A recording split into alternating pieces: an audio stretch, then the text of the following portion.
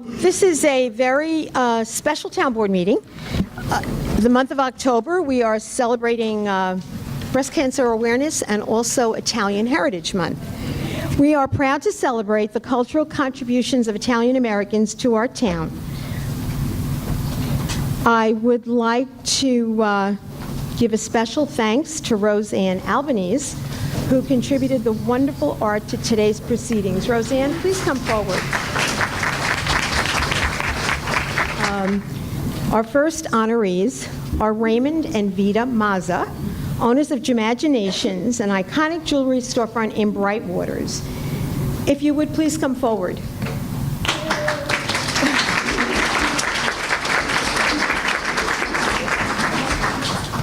The Mazzas have resided in Bay Shore for 35 years, and their family has become an integral part of the community.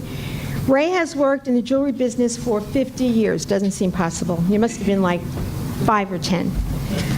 And for the past 26 years, he and Vita have owned and operated Jimaginations.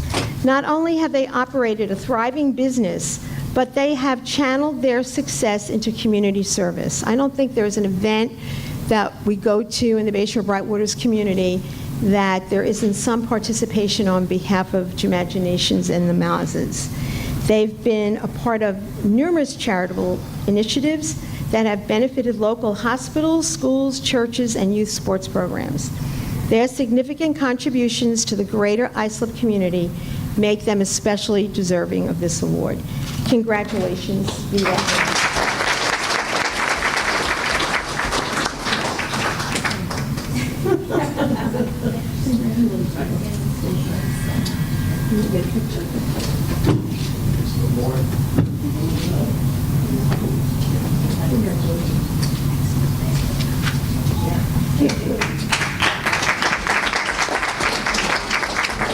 Our next presenter this afternoon is our town clerk, Olga Murray. Olga? Thank you, Supervisor, and good afternoon to all. Congratulations to all of the honorees today. Next, we want to pay tribute to Barney Mazza of Bay Shore. At age 15, Mr. Mazza was blinded as a result of a battle with meningitis. Though he lost his sight, he did not lose his spirit. At age 19, he met the love of his life, Arlene, and together they had 6 children.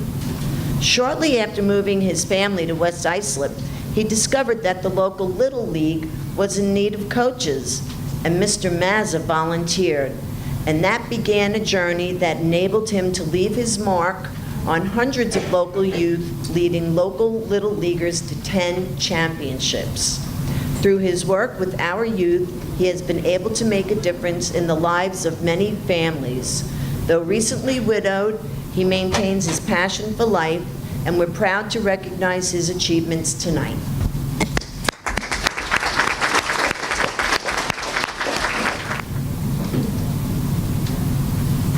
And now this one right here. All right, right here. 1, 2, 3.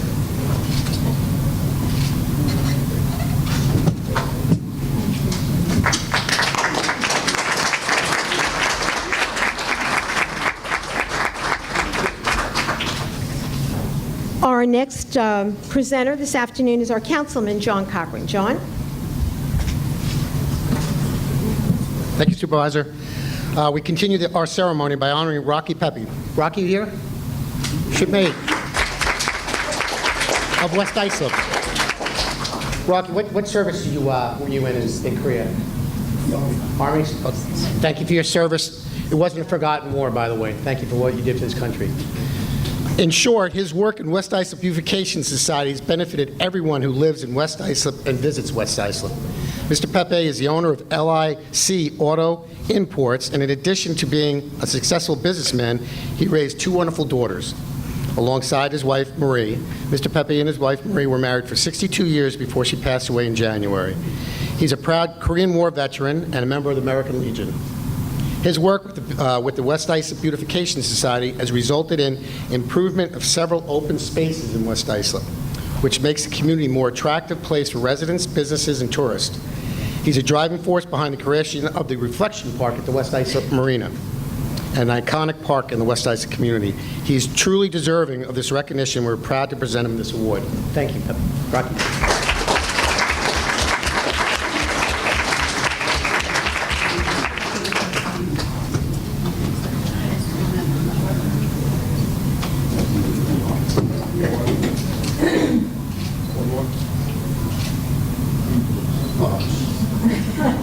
Three tours. This is you right here. Thank you, Rocky. Our next presenter this afternoon is Councilman Steve Flattery. Thank you. I have the honor this afternoon to be telling you about Frank Grasso of Sayville for the work he has accomplished preserving culture of our community. Besides being such an active member in that community, helping with things like Miracle on Main, Rotary, and so many other great organizations in that community. Mr. Grasso grew up in Babylon. Before attending DePaul University, he moved back to Long Island and eventually became the owner of Cogent Wealth Management. Mr. Grasso established the Friends of the Grange Foundation, which seeks to preserve local history by maintaining the structures and the grounds of the Islip Grange in Sayville. If you've seen recently, if you've been down there, there's new cedar roofs on those buildings, and he helped get the funding for that. Also, through the work with the John C. Dunphy Foundation, he's been able to support a number of local charities such as Inclusive Sport Fitness, the Islip Arts Council, Stony Brook Medical Center, and the Brookhaven Hospital, Sensibility, which provide musical therapy for children with autism, and American Dance Theater of Long Island. He has proven his commitment time and again to helping local residents, and we are grateful for all he has done. And again, thank you, Frank, for everything you do in our community.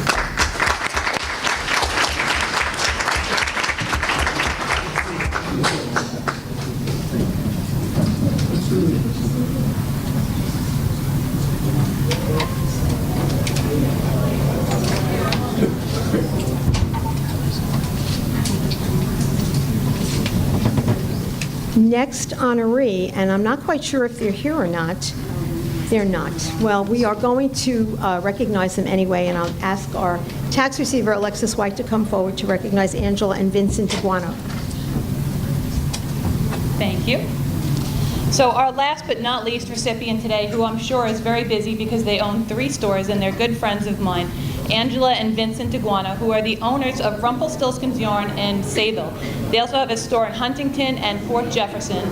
And I've known Vinny and Angela for a very long time, and knowing them is like having family. You go into their store for yarn and to learn how to knit, and you become part of their community and part of their family. They're always thinking of their community. In fact, I had a friend who had cancer and lost her hair and needed a hat, and little did I know, I called Angela and she knitted me a hat quick and I had it like the next day.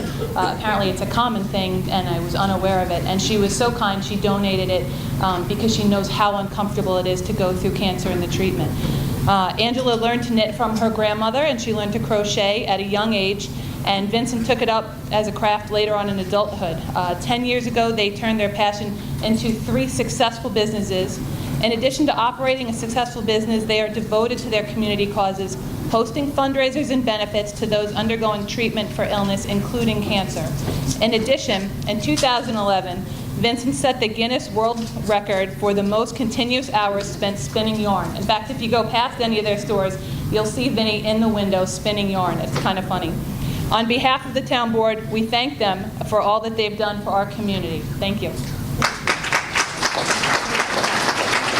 Now, this afternoon, we are also going to be recognizing the Islip Breast Cancer Coalition. This is Breast Cancer Awareness Month. And Gina Cacaperto, I'd ask if you would come forward, please. This afternoon, we want to recognize the Islip Breast Cancer Coalition for their 20 years of service to the Islip community. They just had a gala last week that was very well attended, and a few days before that had their run here on the steps of Town Hall. The organization provides support and comfort for victims of breast cancer and the families of those who have been struck by this terrible illness. Gina Cacaperto, who's the president, and Kathy Lemon, who unfortunately wasn't able to be here today, the vice president, have been instrumental in the organization's recent success. They orchestrated their 2nd annual 5K run. Hundreds of residents, including dozens of town employees, participated in the event. This contributes to their total 2016 fundraising of roughly $63,000. Thanks to the efforts of this organization, hundreds of residents over the past 20 years have benefited from an improved quality of life during their struggles with cancer. We are so proud of their work and wish to extend our appreciation for all that they do to help our neighbors through the difficult circumstances on an everyday basis. So Gina, on behalf of the town board, we have a certificate for you and for Kathy. And I would ask if there are any employees who are here today that participated in the run to please stand forward here with Gina and be recognized for their efforts. And I know that our councilman, Steve Flatteran, took third place for his category. There's only 3 votes. No, you are. I wasn't. And Caroline, I know Caroline participated too. Anyone else who participated in that run, please come forward for this photo. Okay. Thank you. Oh, sure. The members of the board that are here, please come join us. All right, everyone right here. 1, 2, 1 more. Thank you so much. Thank you again.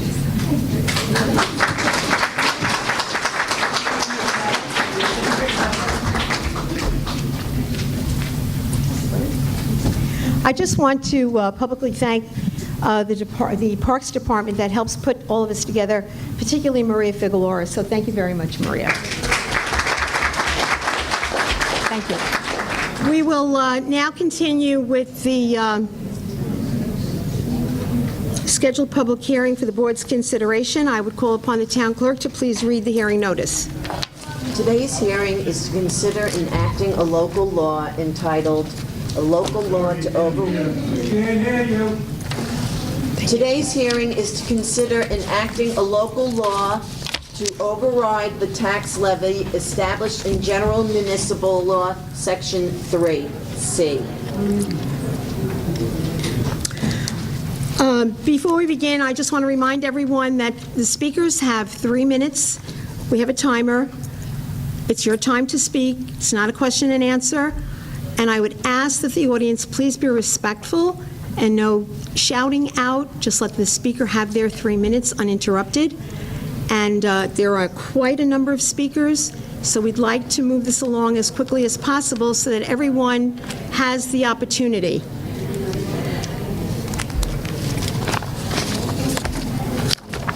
Before I call the first speaker, I would like to make a comment.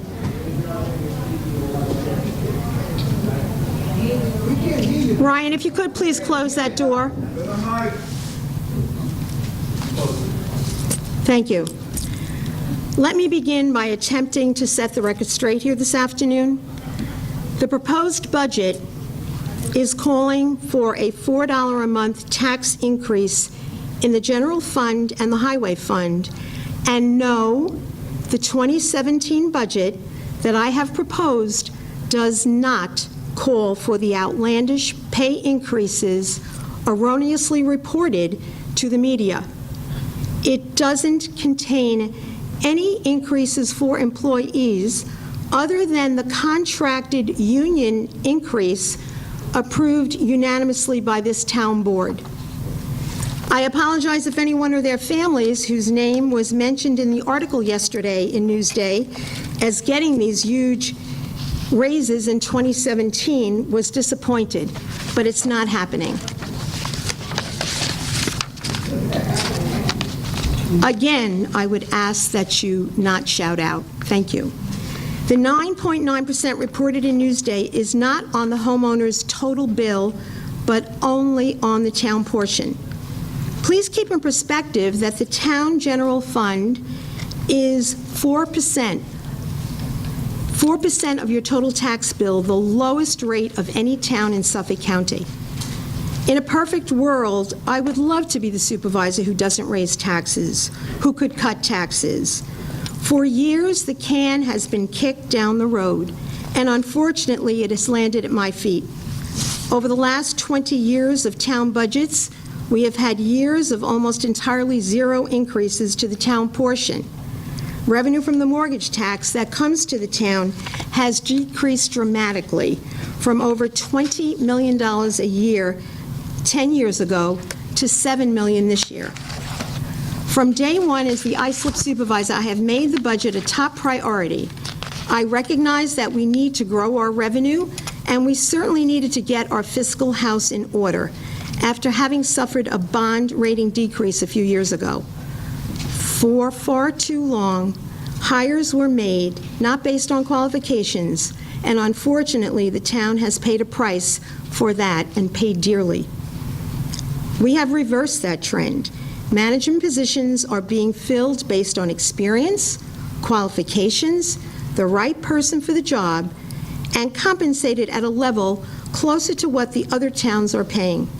We have tightened our fiscal procedures, cut overtime requiring pre-authorization, and practice zero-based budgeting. All these practices have been recognized by the rating agencies. When Moody's upgraded the town's rating to AAA last fall, the highest a municipality can receive, and which was reaffirmed 2 weeks ago, this wasn't a coincidence. It's not magic. We're finally moving in the right direction, cutting debt, building a fund balance, right-sizing our labor force, and yes, paying people appropriately, because when you don't, talent leaves. Like recently, the town assessor, a planning commissioner, a DEC commissioner, deputies, engineers, and that costs the taxpayers. We are providing the services and programs that people need: paving roads, filling potholes, fixing drainage problems, and providing for public safety. I'm asking you to have faith, to trust that we are making the right decisions that are sometimes very difficult, like piercing the 2% tax cap, which actually for us in Islip is 0.68%. I will continue to make these decisions for the right reasons, for the best interests of the hard-working taxpayers in our town, and never, and I dare say never, for political expediency or for a quick soundbite on News 12 or a story in Newsday, or for something to be posted on Facebook. I take the oath that I took very, very seriously, because the residents and taxpayers of this town deserve nothing less.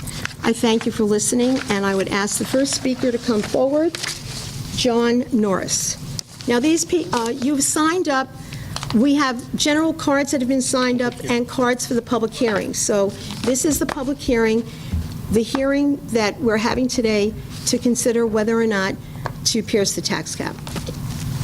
I thank you for allowing me to speak. My name is John Norris. I live at 1683 Heckscher Avenue, Bay Shore, New York. First off, I'm here to voice my vote of no confidence in the town of Islip.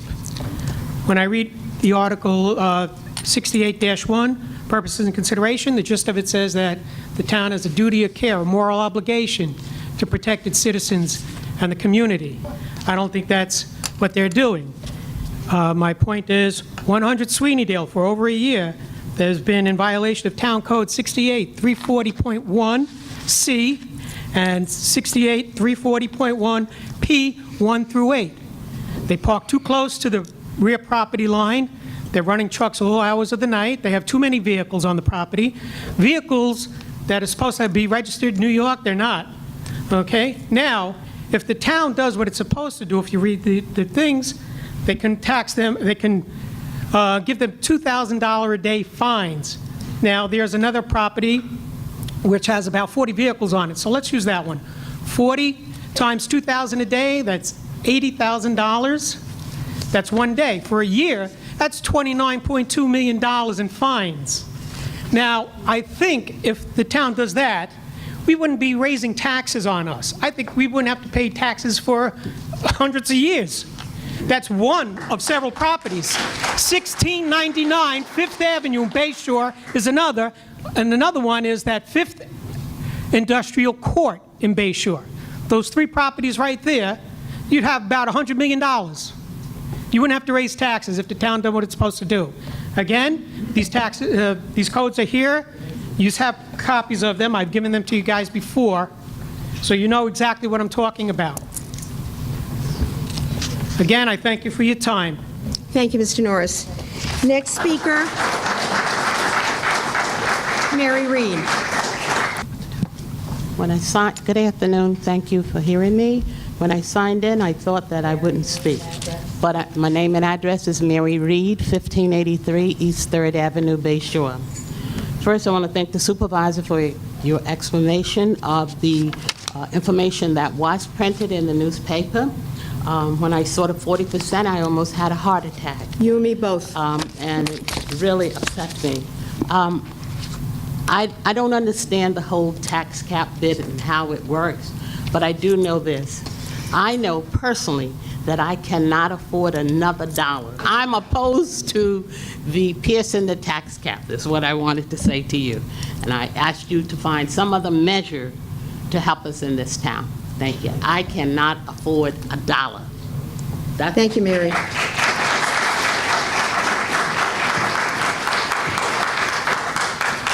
Next speaker, Dwayne Disu.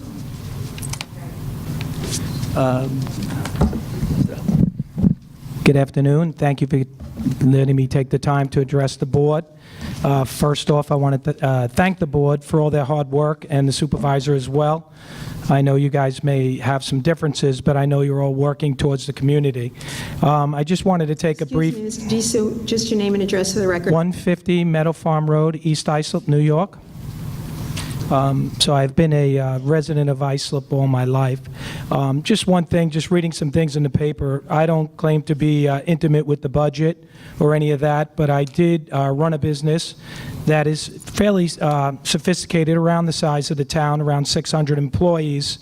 And one of the things that I've seen in the papers and some of the things I've heard and from some experiences, I was in the telecommunication businesses, but I also do a few small projects around the town, 1 or 2 at a time, small buying buildings and such.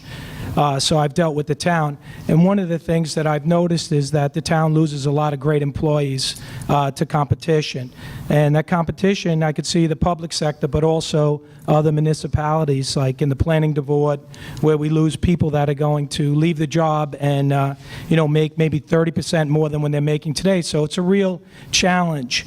And I think one of the things that I think it's in the public's best interest is that we do put the right people in the right job. And sometimes that takes paying them a little bit more than what maybe the last person was, or what they're getting to be competitive. And on the other side of that is we also want to make sure that we don't have people that are working for the town that aren't carrying their weight and doing what they're getting paid for. So in business, it's really important for the board itself to be surrounding themselves with really strong people that are better and smarter than us, just like the way I ran my business for 30 years. And the only thing I would just suggest to people is when they do see, someone saying they're getting this pay or that pay, there usually should be a good reason for it. And if there's a good reason that they can bring value. One of the things I do volunteer with the town, it's the only thing I actually do, is I'm on the airport committee, because I'm very interested in seeing the MacArthur Airport stay here and be able to provide services to all the community here instead of driving to JFK or LaGuardia. And I know there were some changes there. I am not intimately involved in that, but I could say that the person that was there, I think there's a vast improvement in the caliber of the person that's there, and I know I read in the paper they were getting paid a little bit more. But again, if these people can carry their weight and they can add value, because if we actually got back to 60 flights out of Islip MacArthur Airport and we put the right people in, it's going to be a benefit to increasing the revenue of the town. So that's just my comments. Okay, thank you. Thank you very much. Thank you very much, and thank you again, board, for doing everything you do. Thank you. Thank you. And supervisor.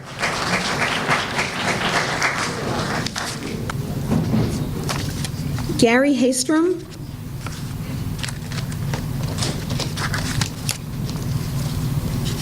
Thank you.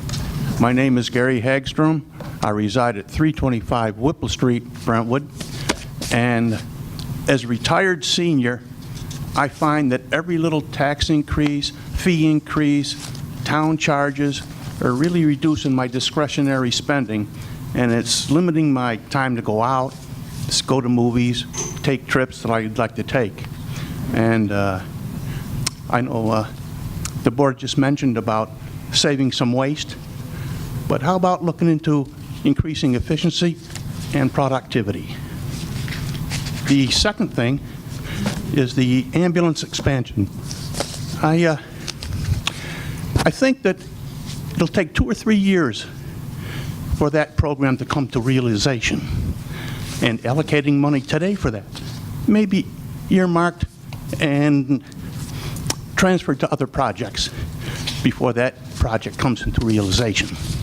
So I think maybe you should wait until the projects actually start to get off the ground. Thank you. Thank you, sir. Next speaker, Kathy Cole.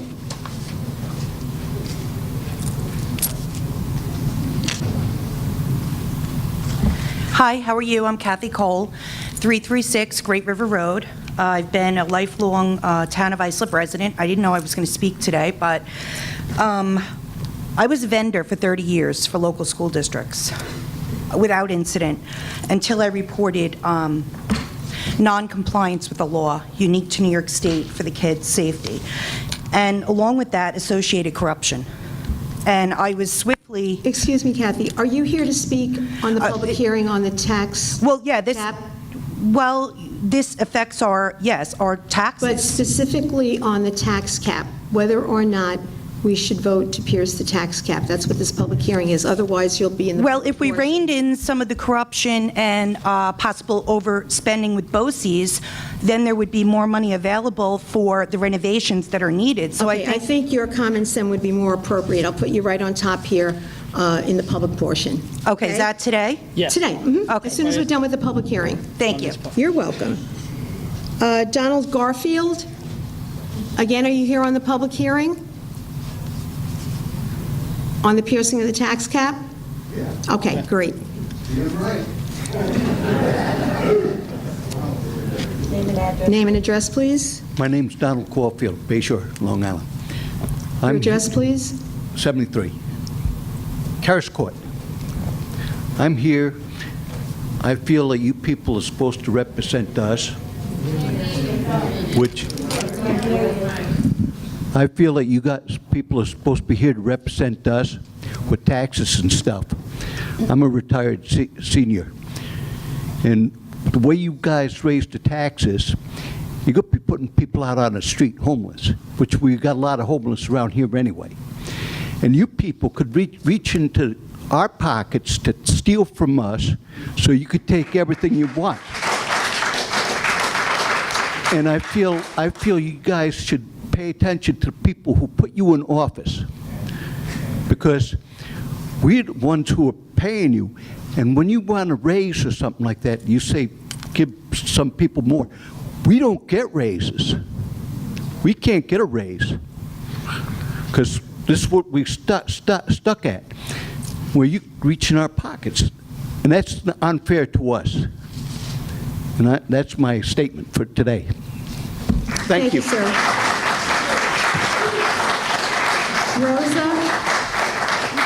Rosa Quiles. Good afternoon.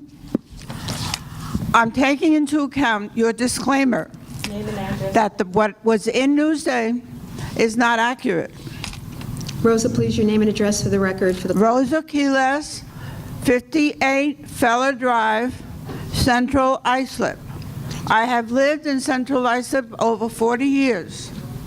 I voted for you as a senior, and I was upset when I read the article yesterday. Principally, now I am adapting it, given your disclaimer, but I still don't understand why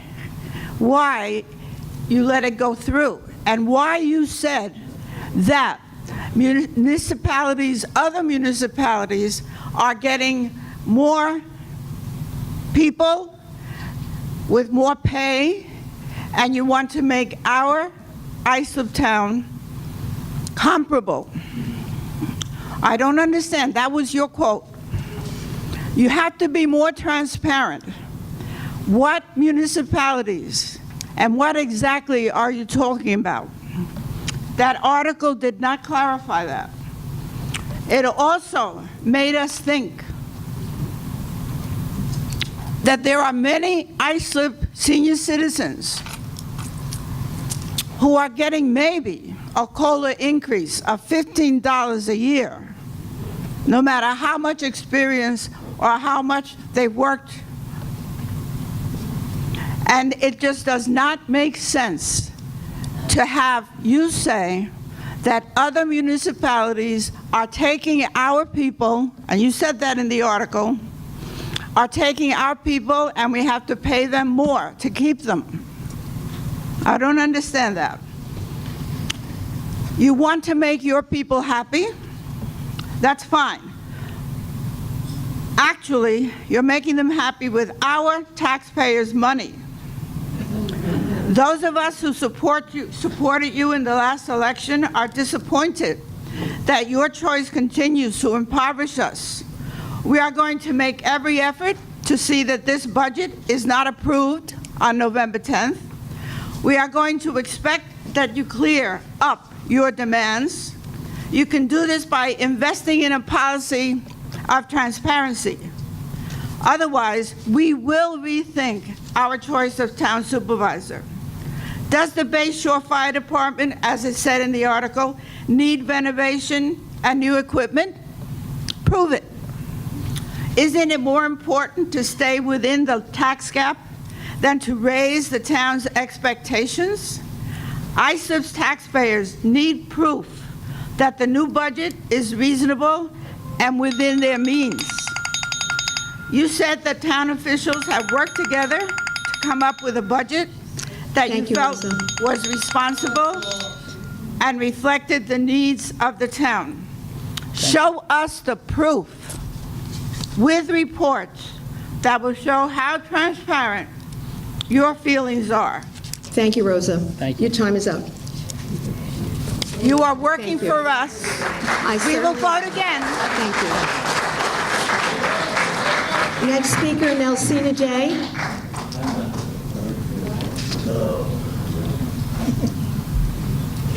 Before I start, do I get another chance to speak, since this part is taxes? Yes. Yes, you want to come back and speak? Does that work that way on the public hearing, and you want to come back on the public portion, but now you're speaking on the tax Yes, I cap? am. Okay, great. You know, Nelsina Day, 27 East Cherry Street, Central Islip, New York. Nice pen. There are a lot of senior citizens that live in Brentwood, Central Islip, and in the Islip Township. We have not gotten a raise from Social Security or the government in the past 6 years.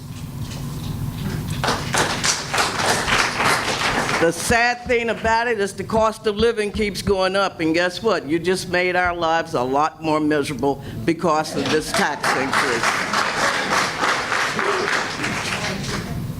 You know, a lot of us, like Rosa said, voted for you, and we want the proof that this budget needs to be approved. As far as I'm concerned, and as far as the people here that are concerned, oh, hell no. We're not going to approve you having this budget. Thank you.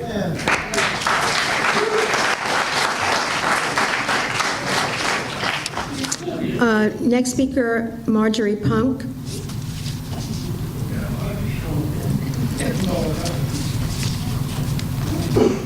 Marjorie Punk, 62 Princeton Street, Islip, New York. And yes, you say you need a raise. Well, don't we all need a raise? I received $750 for my COLA raise. We're not getting the raises that you want. There are a lot of people in higher ups are making more money than we ever made in our lifetime, and we are supporting you. I think there should be ways to cut some of the expenses and go after some of the people that are in violation. Collect the money that John said for the violations. You'd have a lot more money to pass around. You'd be able to pay for that fire department. You'd be able to pay for a lot more things. You just have to look further into the town and check out the violations and go after them. That's it. Thank you, Marjorie. Next speaker, Andrew Cross. Andrew Cross, 114 Brentwood Street in Bay Shore.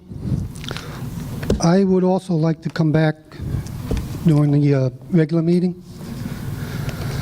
Here about taxes, obviously. Mr. Flanagan said he came in third in the thing, and there was 3 people running. That's like a form of propaganda, and that's what we're getting out of this board right now.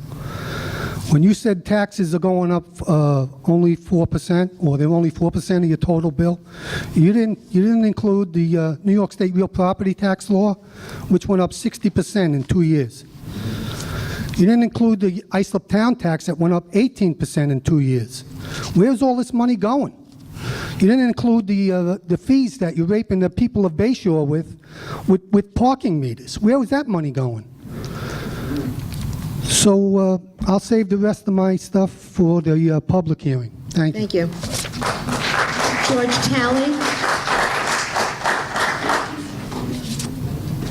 I'd like to speak on the budget and also on the public. George Talley. George Talley, 124 Chapel Hill Drive, Brentwood, New York. I thank you for the clarification of the article, and I think you should be on Channel 12 or Newsday doing a retraction and putting the right numbers there. Also, I came from a seniors meeting yesterday, and we were worried about if you pierce the cap, do we lose our star? Or do we lose our enhanced star? I spoke to Miss Alexis, and she said absolutely not. But that's not clear. You have to make that clear. People are coming up with things that aren't true because they don't know what to think. So you clarifying everything is very important. When you're on your television screen on a Channel 18, that's the time to tell people. Now, I know I beat a dead horse every time I come up here, but it's the same thing.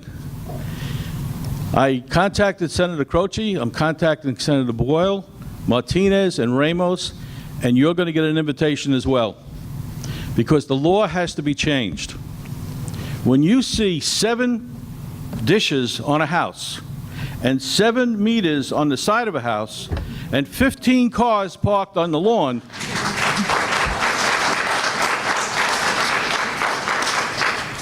that is not a single-family house. Number one. Number two, you're only collecting one tax, one school tax, one town tax, one county tax. That is absolutely wrong. These people have to pay their fair share, and this landlord is making cash money every single month. And you're worried about collecting $4 a month? Chump change. When you could be collecting thousands of dollars by changing the law and making these people pay their fair share. The schools are overrun. Brentwood School District is 19,000 kids. When I went there, it was 22,500 kids. We were on split session. We don't have the problems then that we got today. There was respect then. There's no respect today whatsoever. And that comes from the President of the United States, where he is so worried about bringing in refugees, paying them food stamps and everything else. Why is the cost of everything going up? Because we're paying for everybody who doesn't belong here. They're offended to be there. Be here. Well, get the hell out. We don't need you. You would not have this problem, Angie, if you would collect the correct amount of tax from these multi-dwelling homes. Thank you. Thank you, George. Robert Stadelman.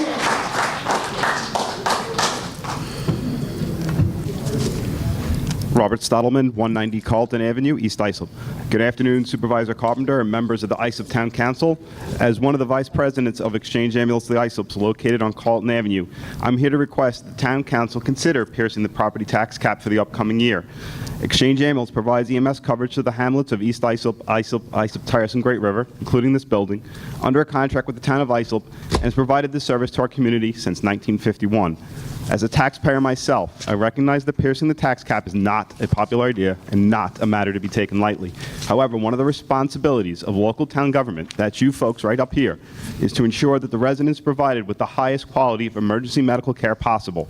The town of Islip constructed and owns our present facility in 1990. In the ensuing 26 years, our call volume has doubled from 1,500 to 3,000 calls a year. The standard of care provided by and expected of EMS providers has evolved significantly.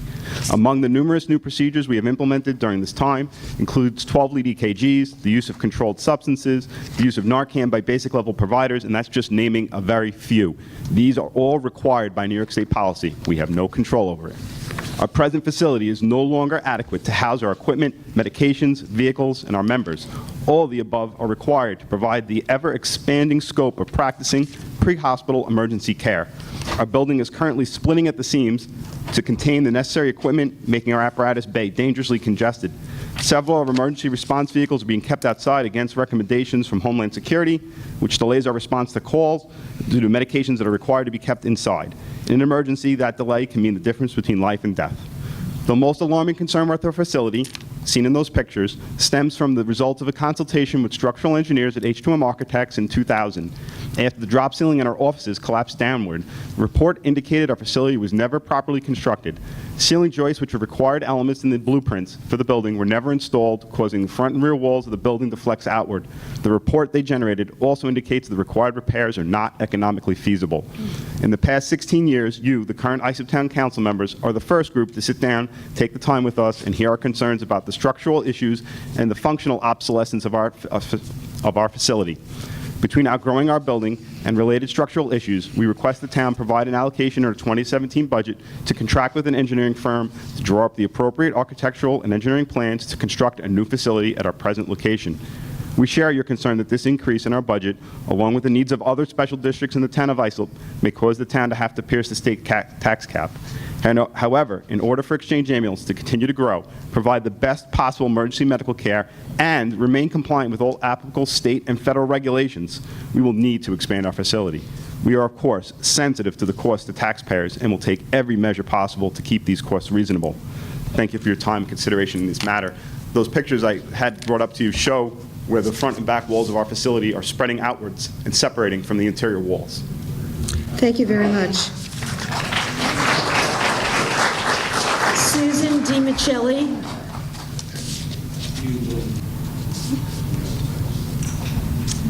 Hello, my name is Susan DiMichele. I live at 27 Shebar Drive, Islip. Thank you for giving me this opportunity. This comes very timely because last night my husband and I sat down at the kitchen. Last night my husband and I sat down at the kitchen table and we figured a plan on whether we could afford to stay in Islip. We just figured, I went to bed last night and I said, you know, we can do it. I woke up this morning to Channel 12, 10% increase. I said, that just blows the whole budget that we just put down. I own a 3-bedroom, 2-bath splanch on a 1/4 of an acre on Shebar Drive. I pay my taxes and I keep my property in nice condition. I am proud to live there. My taxes now are $14,700 a year. With this proposed tax hike, I have to make a painful decision whether to stay or to sell.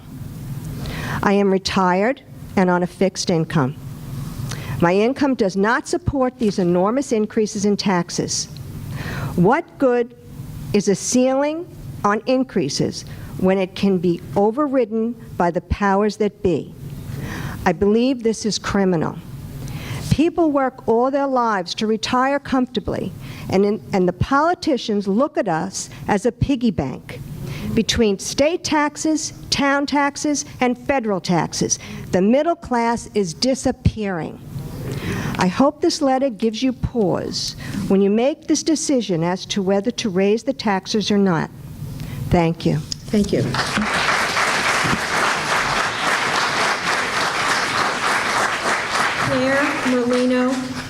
Claire Merlino.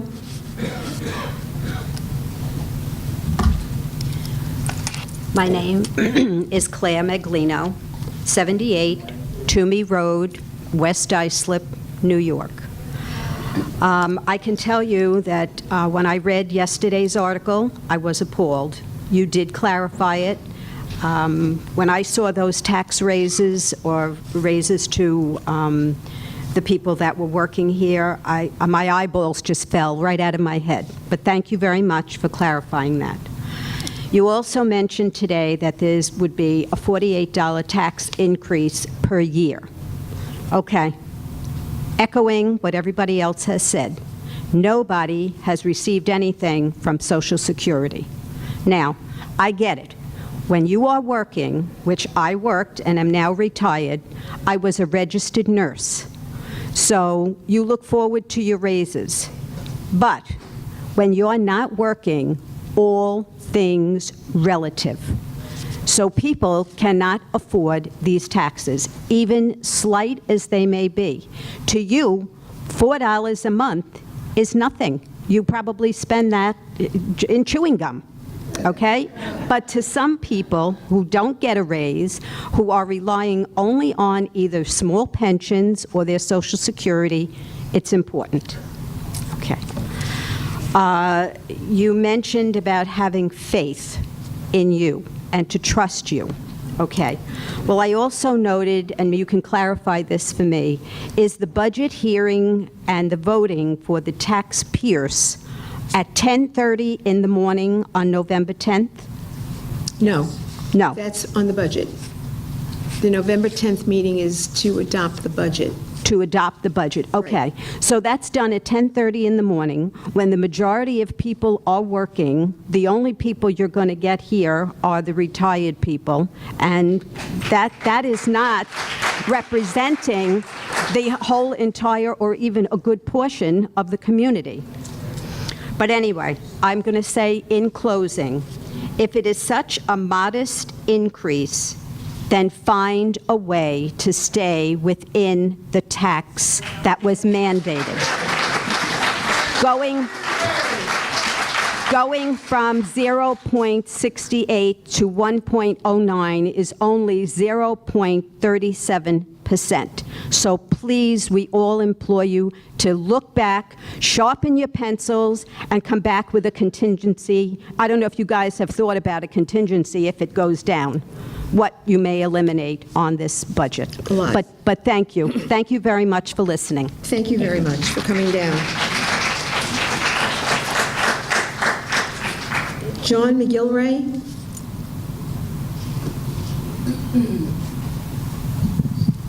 John McGilvray, 3 Heather Lane, West Bay Shore. I just found about this this morning, and I think it's a little short notice on letting everybody know on this meeting. And I don't think anybody deserves a raise. The roads are horrible, the snow plowing is horrible, and the taxes are high as it is. I don't think anybody needs a raise. Thank you. Thank you, sir. Leonard Najak?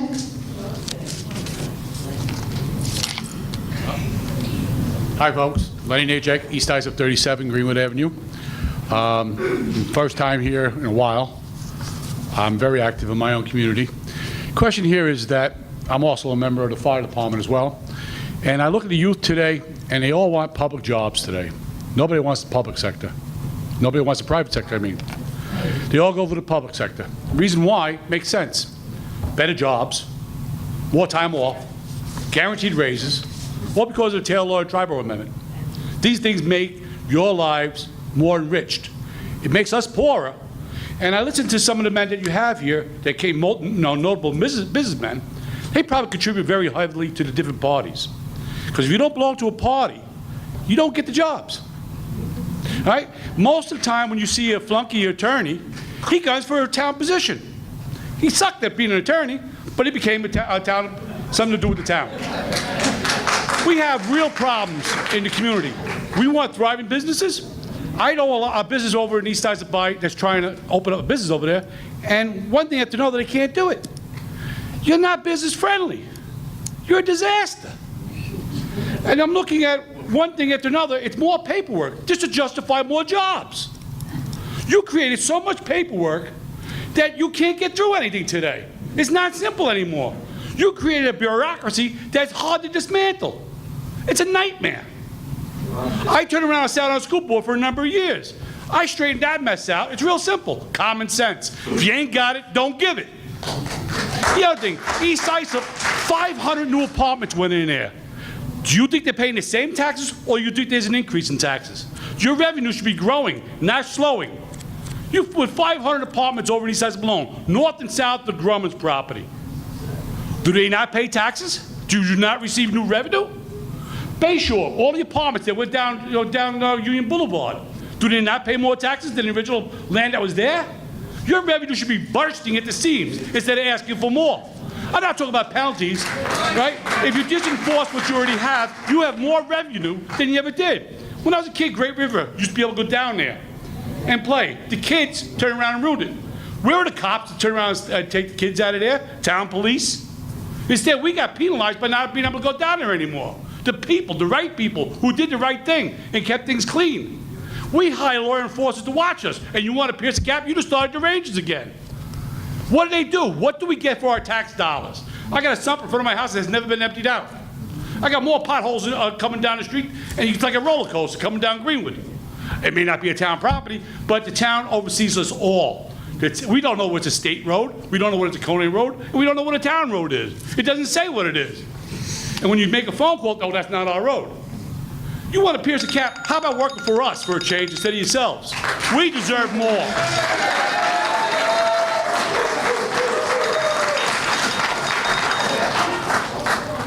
Olaf Johnson. May I hand this to you? Mr. Johnson, are you here to speak on the tax cap? No. Or, okay, then I'm going to put you in with the public hearing. Sorry about that. Edith Nieves, or Ravies, I'm sorry. Okay, she is or she isn't? She's in Fall Hands. Okay. Hubert Bauer?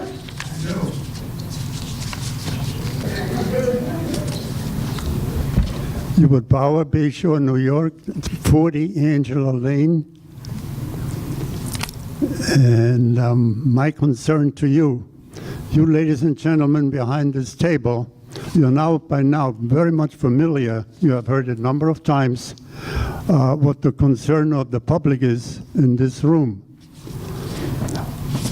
My question to you is, and my, let's put it this way,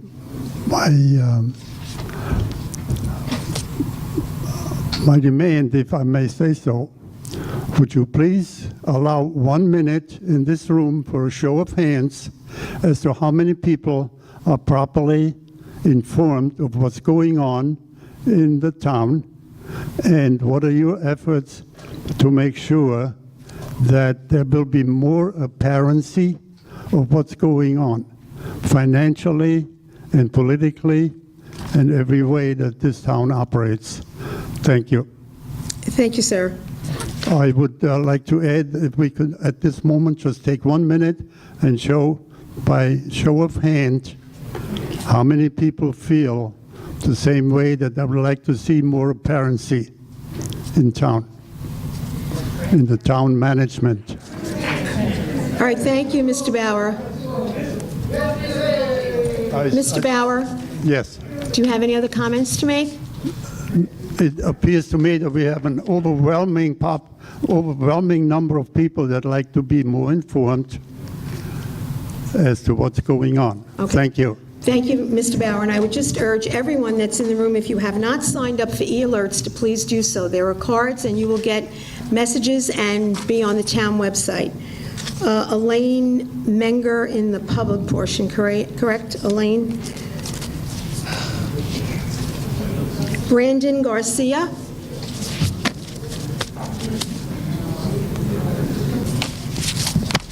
Hello, my name is on? Can everybody hear me back there? My name is Brandon Garcia. I live at 22 Blacker Street, Brentwood, New York. I'm a recent graduate of Brentwood High School. I would just like to say I don't know a lot about the tax situation or what's going on in the town of Islip. I usually stay on the base of the school district level. So this is new to me, but I would like to say that it seems that everybody is on the same side, that they don't like to spend more money, which is in any case. But I would just like to say to always remember the youth programs like the Youth Enrichment Services and the whole Youth Bureau, because it's very important to keep our youth intact with everything that's going on and to keep them active in the community, especially like a place like Brentwood. We need it. And there's been community forums that we need more programs. So please never cut any type of youth program, because we need them all, plus more. And that's what I got to say. Thank you, sir.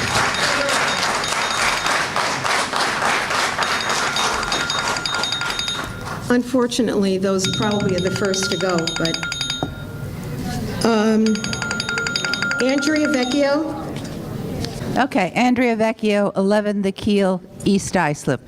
I have a letter here from an email I got today from a gentleman from Bayshore. Would I be able to read that after I say? No, you can give it to the clerk, and she'll be happy to share. I really wanted to read it. All right, I'm going to give up my time.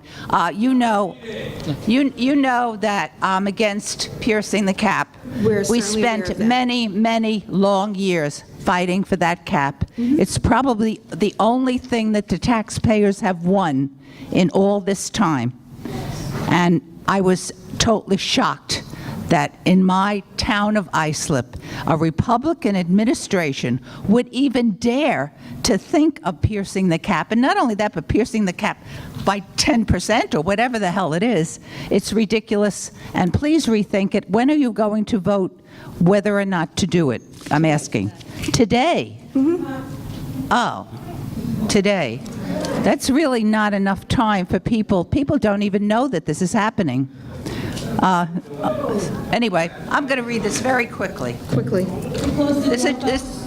It'll be self-explanatory. It's from David B. Lakis. David B. Lakis is writing this. I spoke to him this morning. He couldn't make it. He's in a wheelchair, so he couldn't get here. I would like to vehemently oppose this outrageous tax increase. I am a 51-year-old disabled male with multiple sclerosis. I love living on Long Island, but can no longer keep up with the massive property tax burden levied on its residents, especially the town of Islip residents. I am barely getting by now. For the last several months, I have had to max out my credit cards and borrow money from friends and family just to keep a roof over my head and to keep up with the massive property tax burden homeowners on Long Island have. This tax increase will make it literally impossible for me to continue living on Long Island in the home I bought from my grandmother in 1993 and has been in my family since 1963.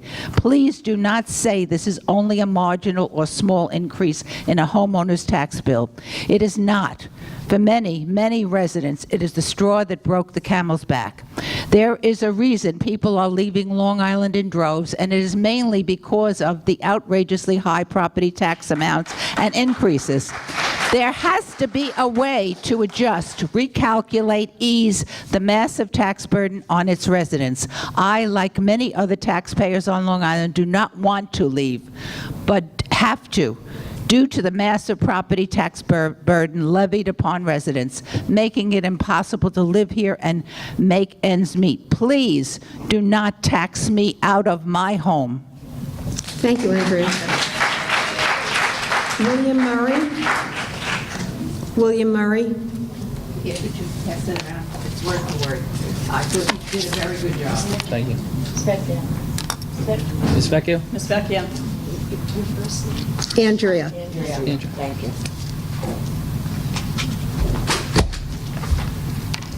Madam Supervisor, members of the Islip Town Board, my name is William Murray of 195 Fifth Avenue, Bayshore. I am the chairman of the Board of the Fire Commissioners of the Bayshore Fire District. I am here representing the Board of Fire Commissioners, the Bayshore Fire Department, and the taxpayers of the Bayshore Fire District. We are here in support of proposed budget cap, the proposal to pierce the 0.68 tax cap.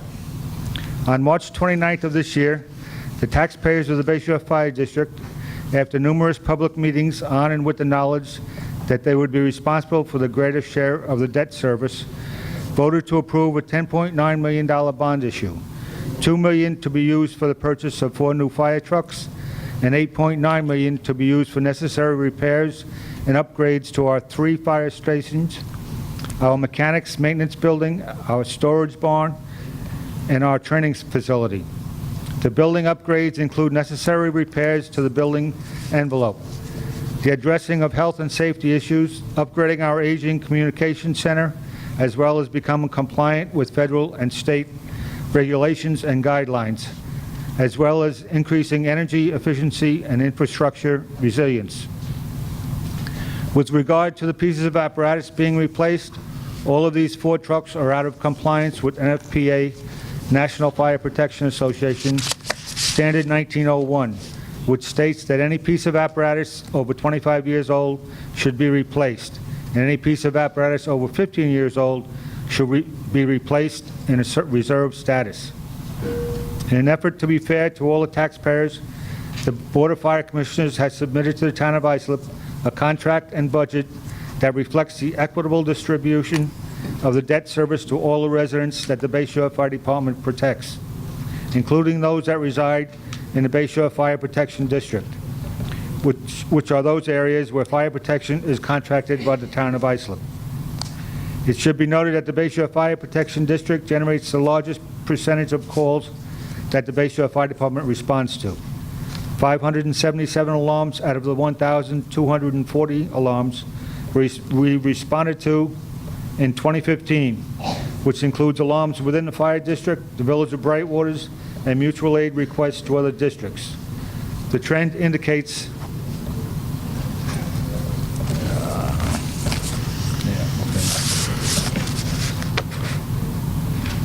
that they are increasing within the Bay Shore Fire District each year.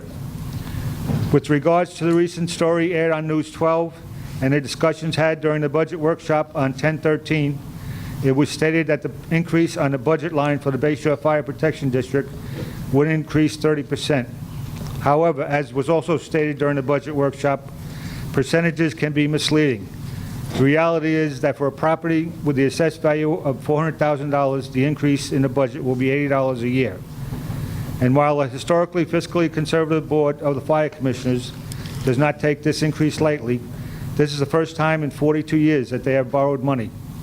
We feel that the additional 22 cents per day that $80 per year represents, that will help to assure a consistent and efficient response to all the residents in the hamlet of Bay Shore, as well as contribute to the health, safety, and welfare being of the highly trained men and women of the Bay Shore Fire Department that respond to emergencies 24 hours a day, 7 days a week, 365 days a year, and is money well spent. It is for these reasons that the Board of Fire Commissioners of the Bay Shore Fire District and the Bay Shore Fire Department support the proposed budget and the piercing of the tax cap. Thank you. Thank you, sir. Next speaker, Kurt Cronenberg. Kurt Cronenberg, 1416 Atkinson Boulevard, Bay Shore, New York. Disgusted taxpayer for town of Islip. When is enough for you guys?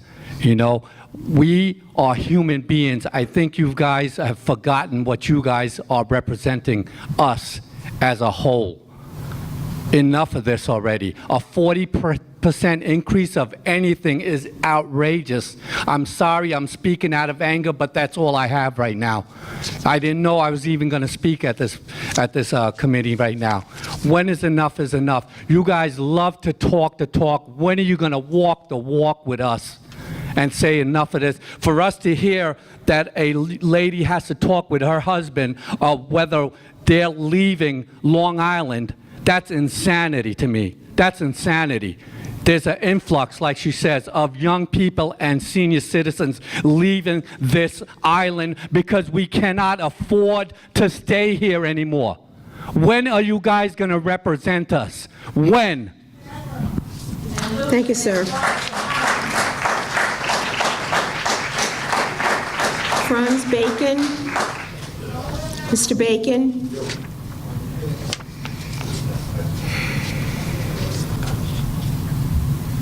Franz Bacon, 12 Rosewood Street, Central Islip, New York. And this is my second time talking about money here. I do not understand between the man, the guy in the fire department in Bayshore, plus me not in Bayshore, exactly how much I'm paying more or Bayshore is paying more. Us, them, who knows, I don't. I oppose it. I was down here earlier when all of you voted yourselves a pay raise. Small as the gentleman over there said, yes, but a guaranteed pay raise.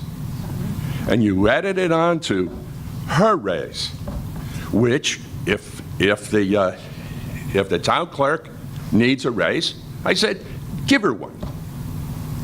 If we're going to have this thing, all the people here, people who say, I can't afford it. I'm lucky, I can. But how's about all of them? Break this up. If the Bayshore people need a fire department, then fine. Let them handle that. But I don't understand the budget that you're talking about. But I do understand, as I left here in the spring, I think, Ms. Carpenter said, other towns pay people more. The board example. I've been in this town for 45 years. We have never had a problem having town councilmen, people who say, I want to be on the board. So then, if he's paying his man and he mows his lawn $80 a month, and she pays her guy $60 a month, why in the hell should she pay more? Her man is perfectly happy. So I don't understand the budget that you're talking about. But frankly, I think it's screwed up. I thank you all. Thank you. Mr. Kelly, Lawrence Kelly. Church didn't take a raise. Thank you. Lawrence Kelly.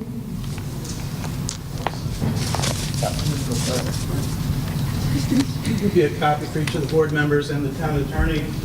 This is a law review article on the ensuring public trust at the municipal level. Inspectors general enter the mix.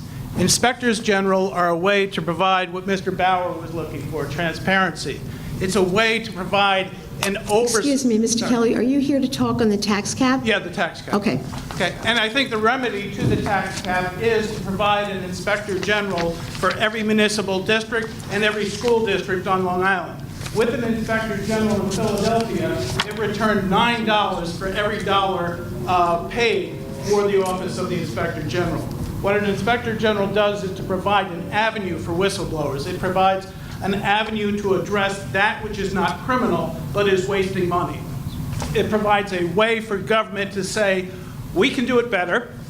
We can have someone look at the way we're doing things. We can have them look at the way other towns are doing things and provide a concept called secondment, where the best municipal employees of one town go and give that insight to the other town and those employees.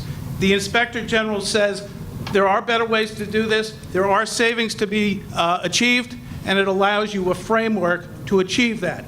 This law review article will give the town attorney and the board members an insight into how it has been done across the country, both at federal, state, and local levels, and provide you a device to achieve what the people in the audience here are looking for you to achieve.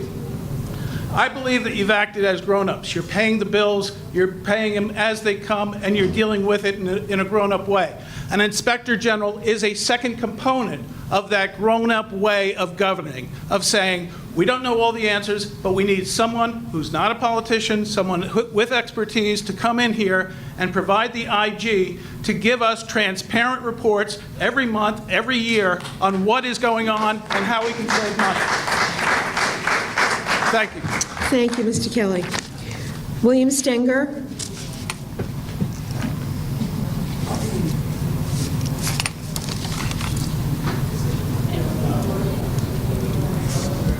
William Stenger, 195 Fifth Avenue, Bayshore, New York.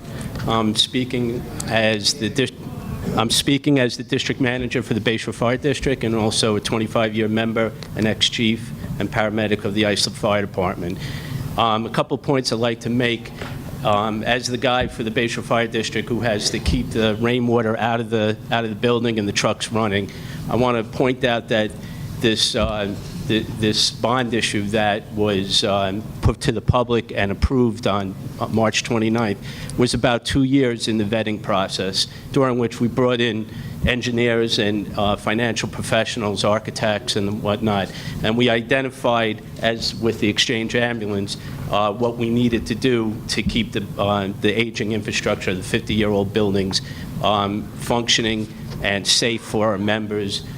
Things like showers, which our buildings don't have, to decon our members who went wading through the waters of Sandy or the floodwaters of 2014, where animal excrement, household garbage was rampant through the waters. So we don't even have those basic things. So those are the kind of things that were identified over a 2-year process. I was disheartened to see it become a political football on News 12 last night, when we have spent 2 years been reaching out to the public, had multiple public meetings, had conversations with the town people, the town board as well.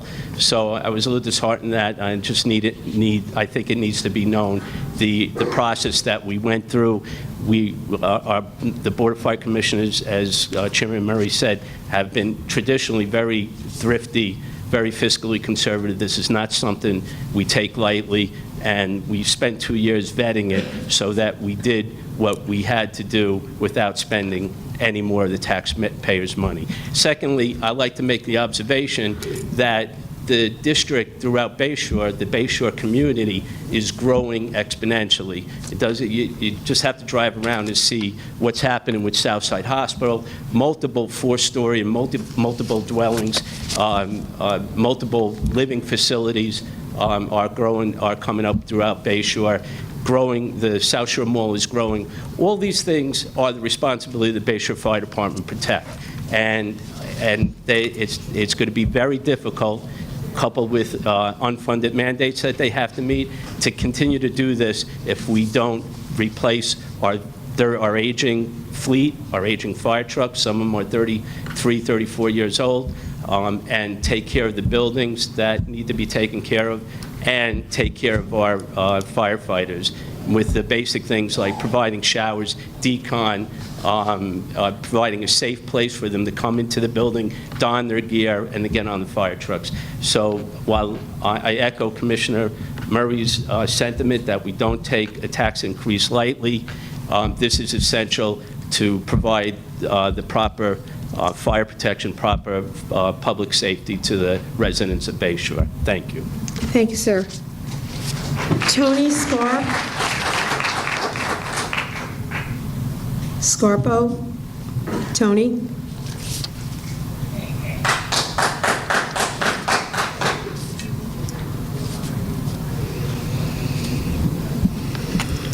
My name is Tony Scarpa. I'm a senior.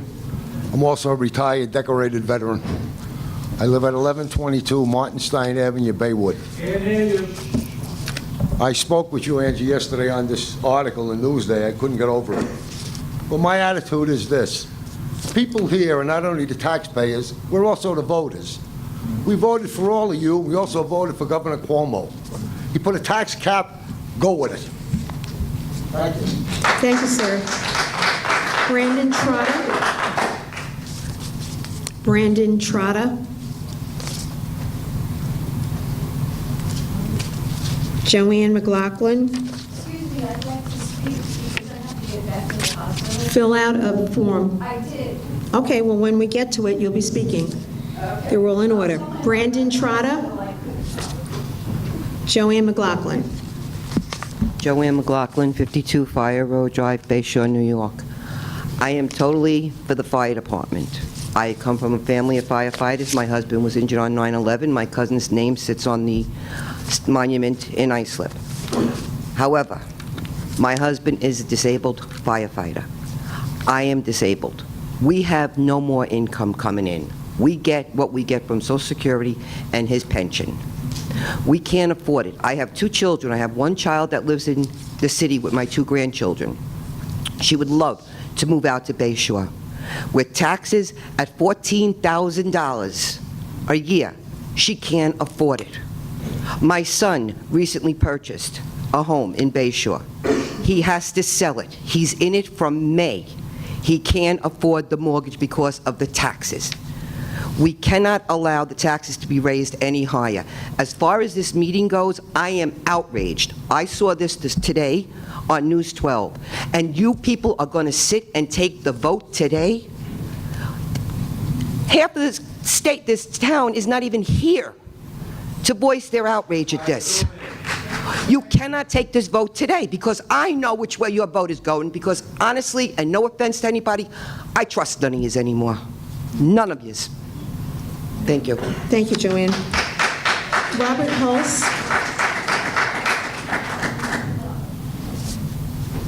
Should wear my bulletproof vest for this one. Hi, Robert F. Holtz, 555 Potter Boulevard, North Brightwaters. That's for you, Councilman. 75-year resident of Bay Shore Brightwaters and a 51-year member of the Bay Shore Fire Department, past chief. Nobody likes to pay taxes. But I would like to bring this to you about the mandated things that are placed upon us by people in places of authority, such as NFPA and stuff like that, where we have to replace this equipment. You cannot keep it anymore. It's unsafe. We have 5 buildings in the Bay Shore Fire Department. We have 6 full-time employees. I'm sorry, 7. We have part-time employees. We have heat, light, electric, air conditioning in 1 building. We have preventative maintenance, corrective maintenance, fuel expenses. We have insurance. We have compensation insurance, which is through the roof. Our 200 members able to respond. We have insurance on them. We are still $1.5 million to $2 million less than the 1 building at the Bay Shore Brightwaters Public Library. This is where some of our taxes are going. The tax rate that you're going to do for the Bay Shore Fire Department with mandated things such as the room in the truck floor where you have to have a place to put the turnout gear where it's separated, where you have to have certain rooms between the trucks. That's what it has to be done. We didn't want to do this. It was mandated to us. We're being told to do it, and we have to do it. Otherwise, we're in a bunch of trouble. I work 3 part-time jobs, a full-time job. I'm 75 years old. My son can't buy a house. I help with this house here. My pension is 35 years old. I get about a $12 a month increase on a COLA. And my Social Security, which by my own choosing I didn't pay into for 30 years when I retired and did my own thing. That's my own choosing. Nobody likes taxes. I've heard you call a lot of things up there. Are there some things going on that I'm not happy with? But I believe you're honest people up there. I don't think that's funny. Just because they disagree with you people doesn't make them liars or anything else like that. Nobody. That's not what we see. Yeah, well, you can see anything you want.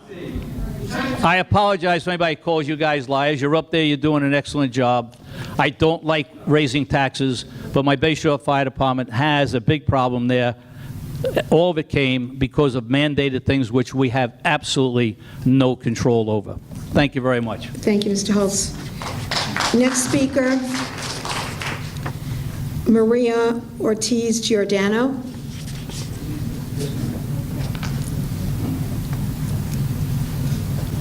Hello, good afternoon. My name is Maria Artisi, Italian, Giordano. I reside at 1141 Bay Shore Avenue in Bay Shore. I'm speaking on behalf of my mom, who is a senior. And I agree with a lot of things that these people are saying here. I don't think it's right for the tax increase. There's a lot of people losing their homes, their jobs, and they don't know where to go. They got to move out of here. And what about people who don't have children in school anymore, or don't have any children at all, or who are seniors? Why should they even be paying the taxes? I feel that that's not right at all. That is completely not right. And there's and on top of everything else, the health insurance is going up, and there's no increase in the Social Security, and they're suffering. I feel very badly, and I'm not speaking only for my mom. I'm speaking for everybody in this, everybody who's going through this. And that's what I want to say. I'm very, very disappointed. And instead of everybody else getting all these raises and a lot of money, yes, everybody deserves a raise because everybody does their work, but instead of getting a big increase in their raises, take a little bit and offer it up to other people who can't afford it and everything else to do whatever they have to do. That's how I feel. Thank you very much. Thank you, Maria. Carmelina Prayanito.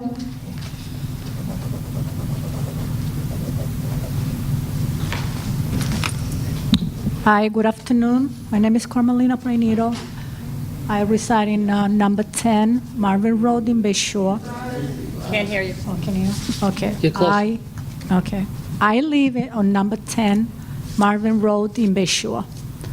And thank you for hearing me. I'm here to speak for senior citizens with very low income and who lives alone, and also for widows that under the age of 65 who doesn't get a STAR program and have kids and make their ends meet.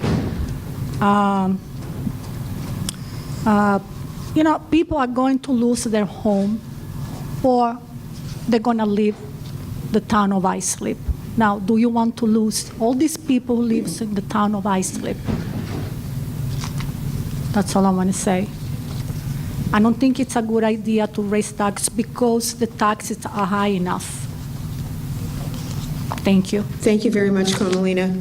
Next speaker, Ian Levine.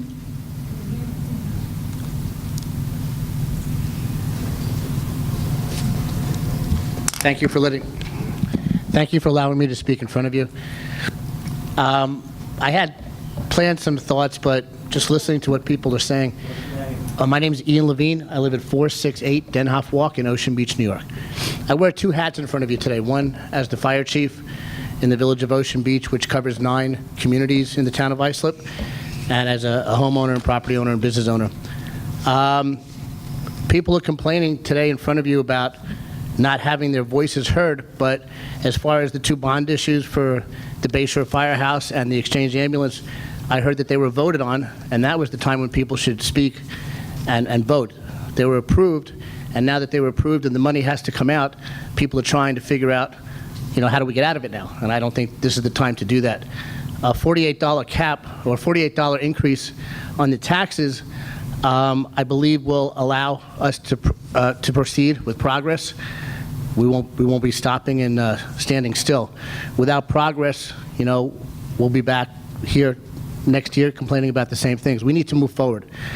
And as the fire chief, I rely on a lot of the services that the town of Islip provides, and I think those services need to keep coming because that'll just slow us down even more and possibly stop things. I hear people in the audience talking about the fact that the school programs will be cut or the elderly programs will be cut. The $48 cap, I believe, will prevent that, and I'm in favor of the $48 cap. Thank you. Thank you, sir. Roberta Palumbo.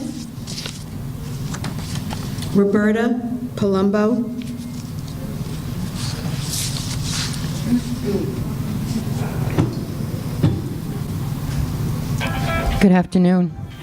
Thank you for allowing me to speak. This past week and a half, I've had some problems trying to get homeowners insurance.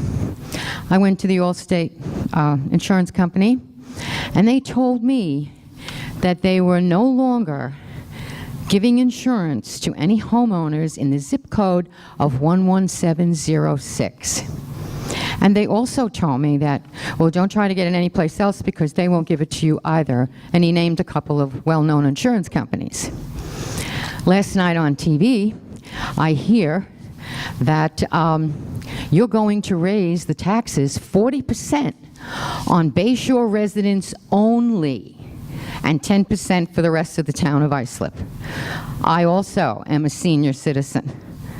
I also had a daughter that moved upstate 10 years ago. I can't see my 6-year-old granddaughter all the time because it takes 3 hours to get up there, and most of the time you can't even get off of Long Island.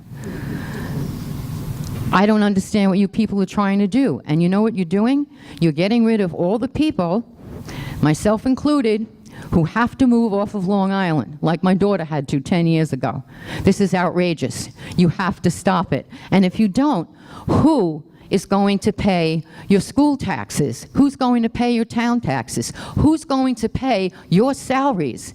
Because the only thing that's left in North Bay Shore right now are the 2 halfway houses on Sonia Road, the lady on Bayshore Avenue, who's a CPA, who has like 6 people living in her house from Section 8.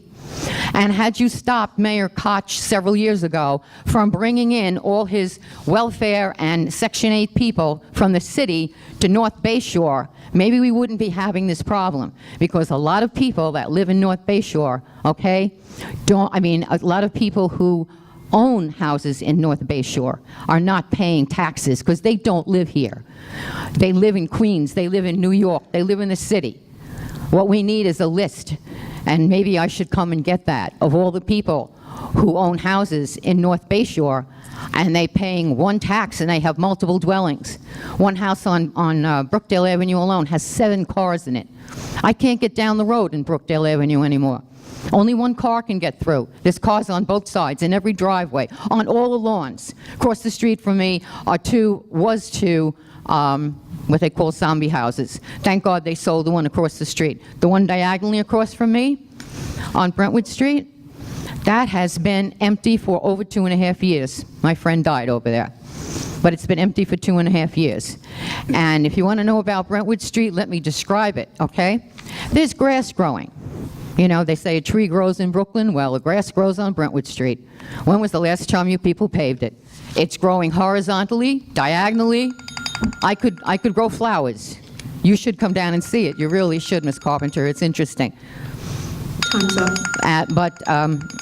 What I'm trying to tell you is that I can't afford it, and neither can any other senior citizen in Bayshore. Please do not vote for this, because we will all have to move, and no salaries will be paid, and nothing else will be paid for in the town of Islip. Thank you. Brett Roberts. Brett Roberts, 50 Elm Walk, Fair Harbor. Madam Supervisor, members of the Town Board, thank you for allowing me to speak here. I don't like tax increases, and nobody likes tax increases. But sometimes it may be the fiscally responsible thing to do. I know that in previous administrations, previous to this administration and the Croce administration, there were no tax increases in the town of Islip for many years. The credit rating of the town deteriorated, and then the town board was forced to have a tremendous tax increase because the previous administrations didn't do the fiscally responsible thing to do and raise taxes a small amount every year or every few years so that the town could continue doing the vitally important things that the town board is mandated to do. The most important responsibilities of a town government are to maintain and improve the infrastructure of the town, to maintain and improve the services of the town, and most of all, to take care of the life and safety of the citizens of the town of Islip. And that's particularly in regard to the emergency services that the town supports and that we on Long Island are extremely fortunate in that most of our emergency services, aside from the police, are staffed by volunteers rather than paid employees, in which case our taxes would be astronomically higher than they are now. So because of the fact that the Bayshore Fire District and the Bayshore Fire Department and the Exchange Ambulance need to improve their facilities, which is certainly true, the town board is forced to consider piercing the tax cap and to take and to support these increases. Unfortunately, that's the case now, and I, for one, urge the town board to do the courageous thing in this particular case. And I'm certainly not in favor of it every year, but when it's absolutely necessary, I would urge the board to do the courageous thing and pierce the tax cap, which is certainly extremely low, and I support the very small tax increase. Thank you very much. Thank you, sir. The next speaker, Donna Perricone.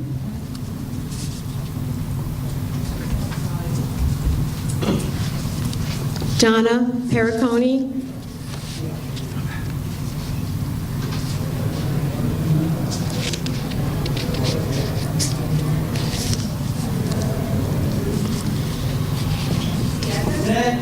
Robert Valenti's on deck, or up now. Donna's not there? Okay, Robert Valenti. Can I please speak so I can... I'm sorry, there are others that have signed up before you. Well, I think you just... Kerry, Michael? I'll let her speak and I'll speak for her. I'm sorry, it doesn't work that way. Kerry, are you coming to speak on the public hearing? It's unrelated to taxes. Okay. Bruce Fabrizio.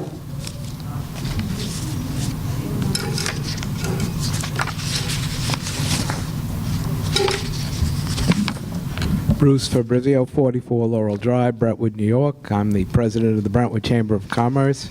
I'm a proud resident of Brentwood for 59 years, and I'm here to speak about the tax cap. I'll try to speak up, huh? Bring it close. Okay. All right. Better? Yes. Okay. Sorry. I'm here to speak about the tax cap, and I want to point out that I consider myself a fiscal conservative, although I have no political party, and I'm not here for any political agenda. My only agenda is for the Brentwood community. And I just mentioned I was a fiscal conservative, self-proclaimed. That normally means no new taxes. But I think Islip has reached a critical point in its history, and I'm concerned about parks closing, youth programs being eliminated, good employees leaving either through budget cuts or going to greener fields for better pay. I want to see our roads paved. I want to see our roads plowed, salt on the roads when it snows. So I think we've come to the point where we can no longer do no taxes every year. As long as this increase isn't an annual thing, I just said I was a fiscal conservative. As long as this isn't an annual thing, I can support $48 a year, less than $2 a week. And if it's going to keep the parks open, and I'll just point out, Clementi Park was closed like 4 years ago on like a budget cut, and then the disaster started there. So I don't want to see that happen to our community again, and I don't want to see any other community have the same nightmare. So I want to see our parks stay open. I want to see the youth programs stay available to all the children after school. I want to see the senior citizen program stay intact. I want to see our employees get their raise or get what's coming to them.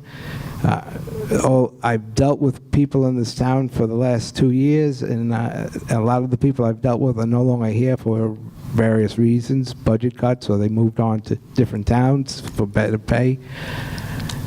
So I think we need to retain those people. So in conclusion, because I'm not somebody who spends a lot of time talking. So in conclusion, I would urge you to pierce the cap for the $48 a year. Thank you. Thank you, sir. Next speaker, Frank Gezzi. Frank Gezzi.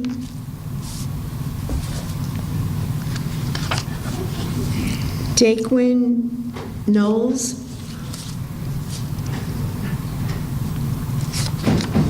Sabrina Negron.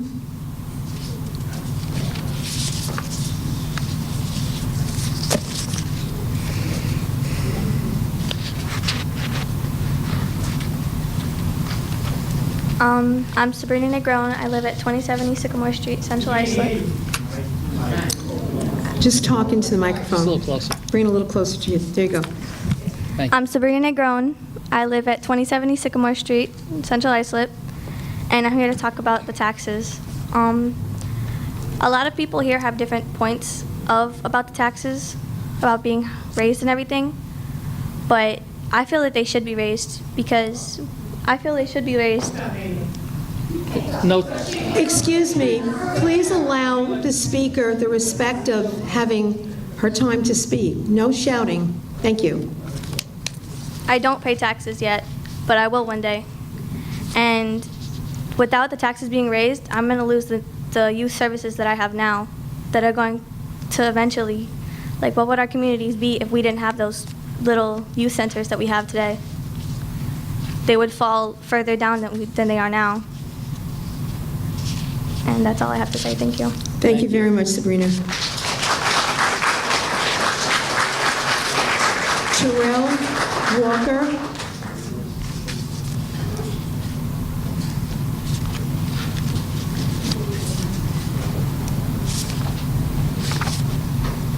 Hello, my name is Tyrell Walker. I am from 25. Could you bring the mic up, please? Thank you. Really close. Hello, I'm Tyrell Walker. I'm from Central Islip, 25.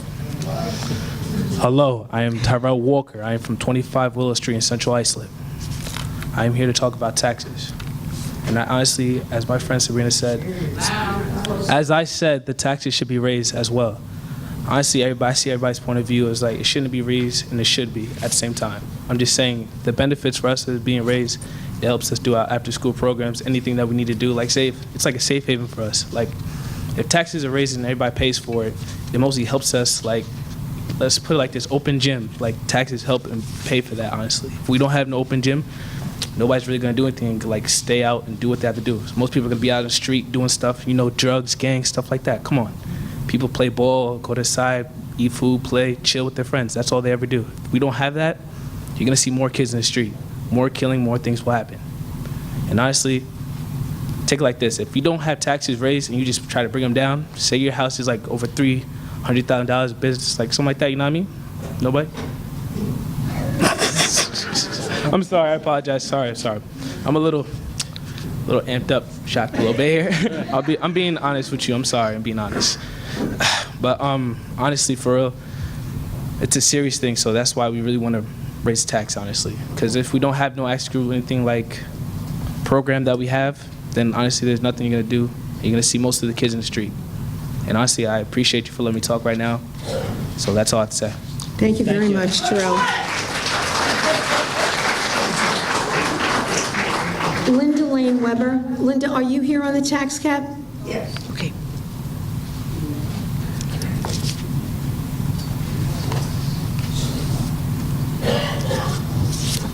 It's a little bit stiff, getting old. It's all right.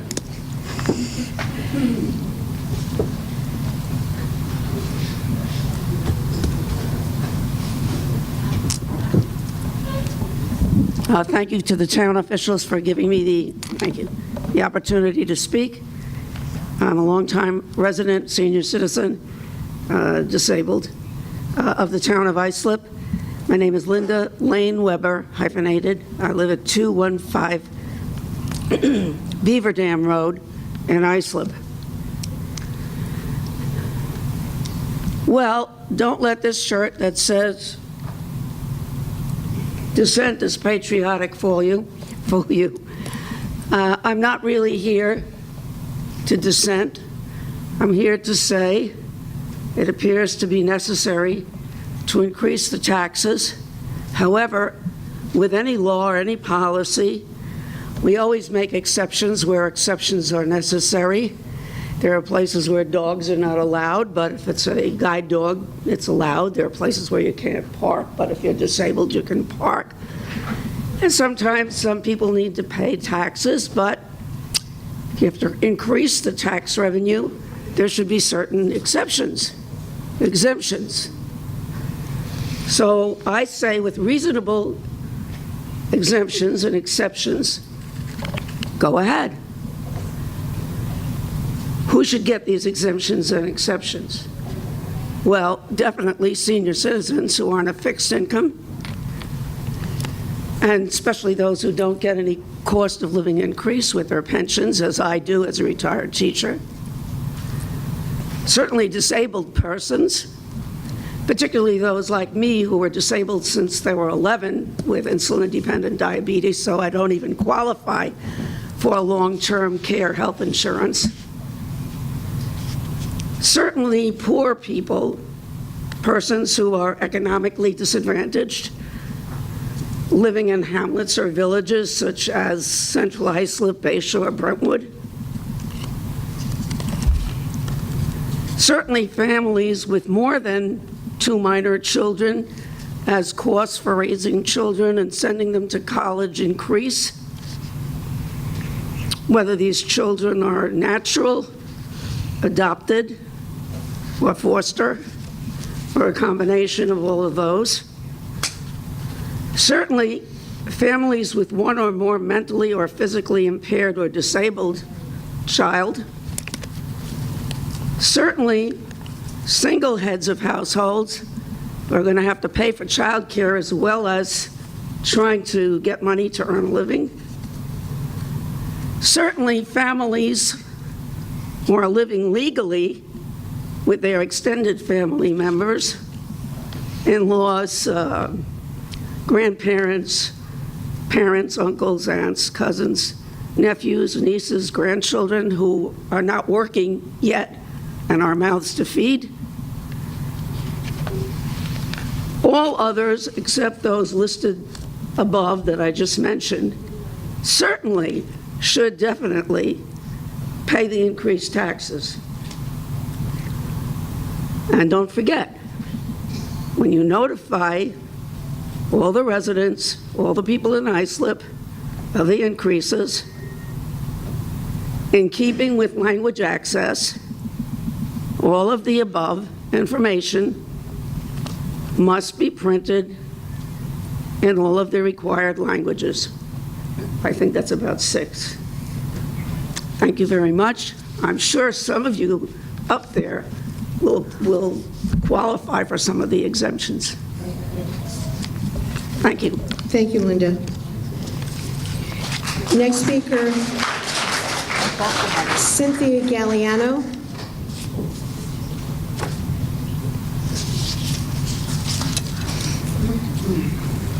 Good afternoon. My name is Cynthia Galliano. I'm a mother of 2 teenagers at 53 Howells Road. I also agree with Ms. Linda where there may be some tax exemptions. Myself understand that I have to take care of teenagers, but I am in favor of the taxes only because of what's happening in their surroundings and everything that's going on with teenagers. They need that support. They need that program to stay there, to be able to go somewhere that is not in fear of where they want to go. My daughter has been in a program for the last 3 years, and she feels safe going there, but not walking the streets. With that being said, everything else is going around the towns. I do have to accept and pay for those taxes if I have to, but that's my daughter. Thank you. Thank you very much.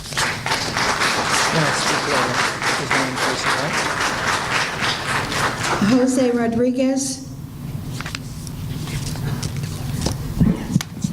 Good afternoon. My name is Jose Rodriguez. I reside at 33 21st Avenue in Bayshore, New York. And as far as I'm concerned, if you were here earlier at the beginning of the meeting as I was, you would have noticed a lot of gray hair out here. And in most cases, no hair. But I'm here to say that, you know, my belief is that when people reach a certain age, they shouldn't have to pay any tax whatsoever. They have paid their dues. And I believe that this increase is really, really ridiculous because there are other alternatives. One of them being that I see by television the town of Islip knocking down houses because the people that are homeless are living in them, and they're in the deplorable conditions. But one alternative is, why not take those houses? Because, you know, not everybody that is homeless because they want to be. There are a lot of people that are homeless that have been forced out. People that had good jobs have lost those good jobs because they're not available. I come from a class of people that, and I call it when work was work. Most of us here today, you see the way we're walking around. Not too many of us are walking on our own 2 feet. Some of us have canes, some of us have walkers, some of us have others that are assisting us in that walk. And I'm here to say that we can take those houses, do the necessary repairs. Houses that I see by television are not in that bad a condition.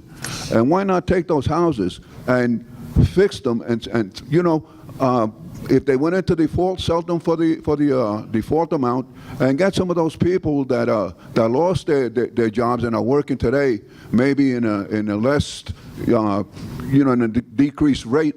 Their employment, they're not getting the much money that they should be getting, and just give it to them and give it to you know, so they could pay the taxes on it, and the town would make taxes on it. And the other thing is that, you know, we talk about, you know, that we want our society to get better, and we want to do all kinds of different things to improve things, but, you know, the people don't see anything, you know, and I'm a Bible reader, and my Bible says that, you know, that there was a village that was destroyed because the leaders would not listen to the wisdom of the people. And that tells me that there is a lot of wisdom and a lot of good things have been said here today. And it behooves you to take note of the things that were said. Don't take your notes and put them into the archives of the town of Islip and forget about them. Look at them and study them, and let us work together, because it's not that we're against the town or the taxes, but we're talking about, you know, what is reasonable. What is reasonable here? We are willing to work. Sum up. Thank you very much, Okay. Mr. Rodriguez. Have a great day. Bob Donato. I am adamantly opposed to a tax increase of this magnitude. Living on Long Island and New York State, we're already getting gouged by the utilities. We're getting gouged by the school districts. Millions of dollars more every year. A 9.9% tax increase is obscene, no matter what the reason. The governor, you know, we've been getting gouged for 40 years, and finally, the governor did something about it. He proposed a cap, and I think we should stay within that cap, because it's something's got to stop, something's got to give here.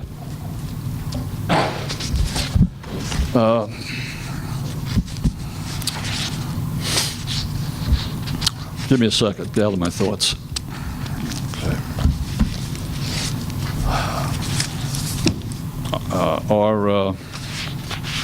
We just can't do this anymore. Maybe it's time that the town and the state and the county should all tighten our belts a little bit. Maybe it's time the employees should start chipping in for their medical insurance, because that's outrageous, off the wall, and that's a place where we can save money. We can't keep giving away taxpayer money, medical insurance, free benefits, big raises. Something's got to give. A 9.9% tax rate is obscene. It'll set precedent where the other entities that work on taxpayer dollars will start to say, oh, if they can do it, we can do it. And then everybody, then the tax cap means nothing, because everybody says, oh, we could just go around it. And also, is that tax cap decided by this board right here, piercing the tax cap, or is it a public referendum? The piercing of the cap is decided by the board, but the amount of the tax cap is a calculation based on the state, and the 2% tax cap for the town of Islip is 0.68%. It's not 2%. Okay. Well, there are factors outside of our control that govern what the tax cap is. I know that. I'm aware of all that. It would be a lot simpler. I think the public should vote on an Islip Town tax raise, not just the board. I mean, it's our money. We're the ones that are getting hurt. We're the ones that need help. We're already getting gouged, and I'd like to see that tax cap brought down to the proper level so we don't start a domino effect. Everybody gets more money. Everybody just pierces the cap like it's not even there. God bless Andrew Cuomo for imposing that tax cap to help the people of the state of New York. That's Thank it. you, sir. Is there anyone else besides Mrs. Montanino who wishes to speak on the tax cap? Okay, Mrs. Montanino, you had indicated first. If you could, whoever is taking the names, could you ask them to come in here and get the names of the people so we can have some sort of order? Because there seem to be quite a few people that want to still speak on the tax cap who have not signed up. We're still in the public hearing. We're still on the tax cap. There were 68 plus speakers on the tax cap. So once we're done with that, then we will get to the regular public portion. I'm going to make this quick, as you have kept me here, and I have an 82-year-old mother in the hospital I have to go to, but that's not your problem. I think people should know, and this is what you didn't want me up here for. My name is Pat Montanino at 28 Campbell Lane in East Islip. You gave out close to $500,000 in raises as of January of 2015. You gave out one person $47,500 in a raise. I'm wondering if anybody here gets that from their company in 1 year. I'm wondering if they get $35,000 raise, $19,000 raise, $29,000 raise, $15,000 raise. Just 20 people came out to almost $500,000 in raises. You're using the taxpayer money to pay your political contribution people. If someone gives you money, you give them work. I stopped counting at over $10 million of the taxpayers' money given to people that donated to you. I have them all here. Mrs. Montanino, you're talking about the tax cap. I am talking to the, you want to pierce the tax cap? You want to raise the tax cap? I find it a little not hard to believe that Newsday printed a story, you were raising it, and you were going to give raises out. Then News 12 does a story, and you say they're lying too. Everybody seems to be lying, and now you come up with a different story. I don't think everybody's lying. I think you're lying, and you are using, like the people said, all of us taxpayers as a piggy bank. You promised you were going to do this, you were going to do that. You talked a lot of talk, and you've done nothing but you've been a disappointment. Besides a liar, a disappointment. And you lied the last meeting when you insulted a town board member that they were lying about the fact that Newsday said they applauded you for doing something. They did not applaud you. They told you to go back to the drawing board. So do not insult us, and do not insult an elected official that we have chosen. And also, Mr. Cochran, they want to raise the Bayshore bond. They want a bond for 10-point-something million, correct? Your insurance company, do you insure that fire department? It's not a question and answer. He can't answer that. That's okay, but it'll be something for people to think about. Thank you.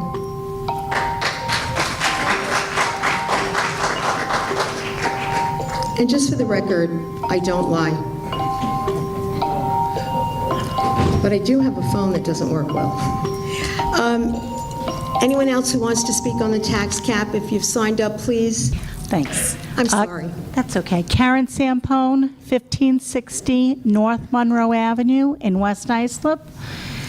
I'm here at this meeting to recommend a tax increase and to give you a little glimpse on how the Town of Islip's YES Youth Leadership Services program has positively affected my daughter and my family's life. Here's the example that people don't see. Right here, Standing with me is my daughter Melissa, who has autism. I felt the need for you to see the young woman she has become. If it wasn't for the YES program, that youth enrichment program, I honestly think she wouldn't have been so well-rounded now. The programs gave her confidence and taught other teenagers to empathize with a child unlike them. Everyone was so welcoming. It was a safe place, and I stress that, safe place for her to go after school, both in middle school and through high school. It took the worry out of thinking leaving her at home, since both my husband and myself worked. Melissa also attended the YES's summer programs. There was a place again where she could feel safe and enjoy the summer with other teenagers. YES was kind to allow Melissa to volunteer there. She's worked her way up. For when she aged out of both school and summer programs, she eventually was allowed to work both the after-school and summer programs. This built her confidence and self-esteem. She was so much enjoyed and is still enjoying going there. She and my son Alex, who also has autism, attend Islip's great YLP, Youth Leadership Program, on Tuesdays and Thursdays in West Islip. Both children are enthusiastic and go each week. They see friends with special needs attend with them. And there aren't many safe programs for children with special needs. And I stress the word safe, and I continue to stress the word safe. It would be a disservice for these programs to be cut and eliminated if you don't increase the taxes for this, and for this population and other teenagers besides in our community. I am thankful that the town of Islip has such free programs and should continue to have them. I would like to have our family and other families not to experience and enjoy all that the youth programs have to offer. Please continue to keep it in your budget. And I am retired teacher of 33 years, and I understand the increases, yes. I've been a West Islip resident for 24 years, and I feel that you support it, you get what you pay for. And if you want to live in a community that has places for children with special needs to go to, you have to pay. Thank you. Thank you very much. Was there someone else who wanted to speak on the hearing? Please come forward.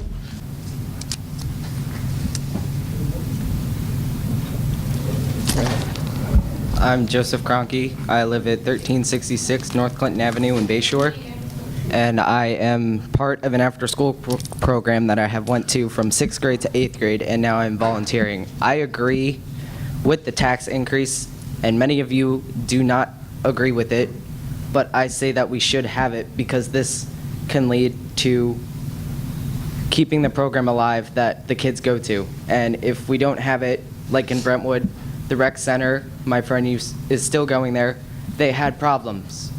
If we don't have the programs and the rec center closes down, kids may end up on the street. Kids may end up getting in more trouble, and the YES program and other after-school programs that I've been in help keep kids off the street. And I believe that we should have the tax increase. This way we can still keep the programs alive and have kids still stay alive and stay out of trouble. And this way they don't end up in juvenile facilities or get in trouble with the law. So this way they can still set a good example and be the kids that we want to have in our next generations of society. Thank you. Thank you.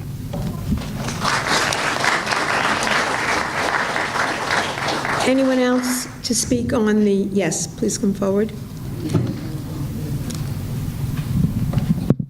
Hello, I'm Carla Alice. I live in 219 Gunther Avenue in Bayshore. I am here to speak as a senior in Bayshore High School. As my last year in high school, I see how the after-school program actually affect the kids in our district, and at least in Bayshore, I volunteer for the YES program, and I see how many kids are impacted by this program positively. A lot of these kids, you know, if these programs are cut out, they will be on the street. They will be involved in gangs, drugs, other things. I heard somebody saying before, I don't have children in school. Why should I pay taxes? But that's incredibly enough. It's something that affects everybody.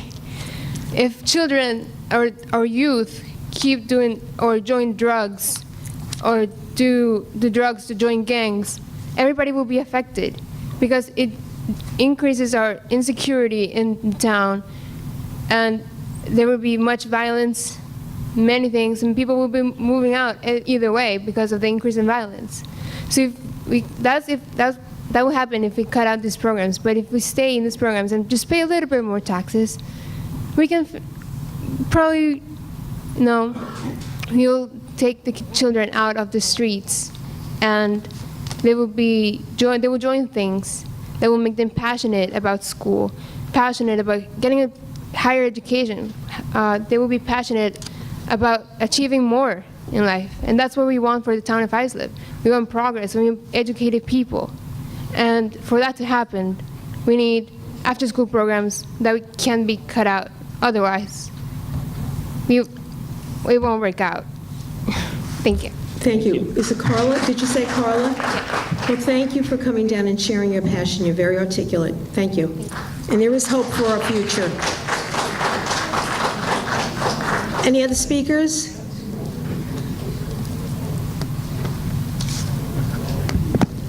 Can anyone hear me? Everyone? Yeah? Okay. Sorry. I don't want to get screamed at. That's why. Okay. Good afternoon, everyone. My name is Miriam Valise. I am a senior at Bayshore High School. I live in 180 Montana Avenue, Bayshore. I'm here to go for the tax. I know I don't pay taxes.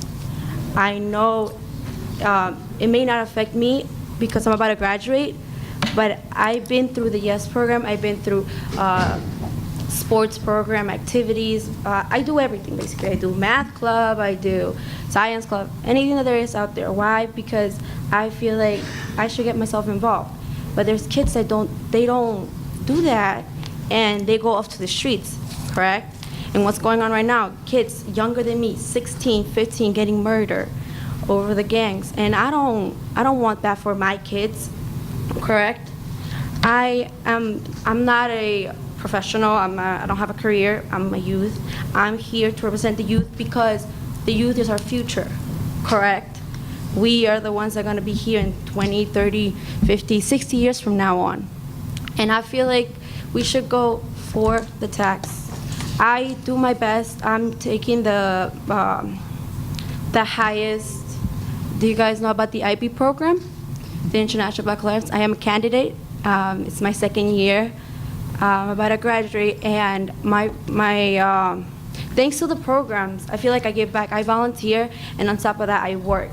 And then I have senior year, which is full of college applications, because I want to be someone in life. You know, the programs have encouraged me to not just be at my house and go to the couch and watch TV. They encourage me to help out others. I clean the streets, I go to parades, breast cancer parades. I like giving back to my community.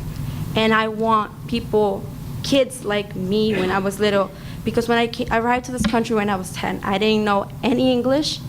All I knew was Spanish, and I had bullying. And we all know what happens when kids get bullied. They kill themselves, they cut themselves. Luckily, that did not happen to me because of the programs.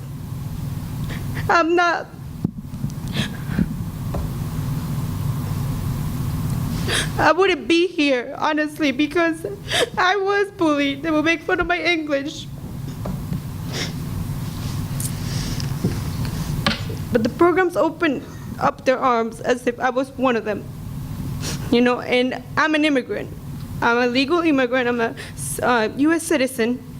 And there's a lot of kids out there just like me, but they don't end up like me. They're selling drugs.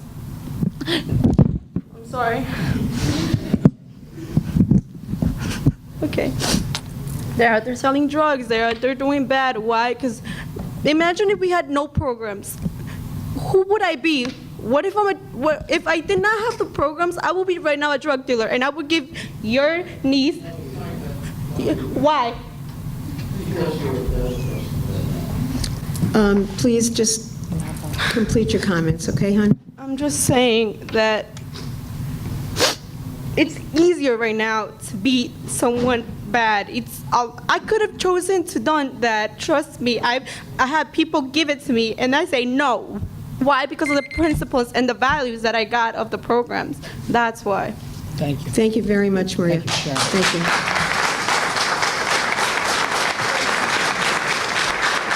Anyone else who wishes to speak on the tax cap public hearing?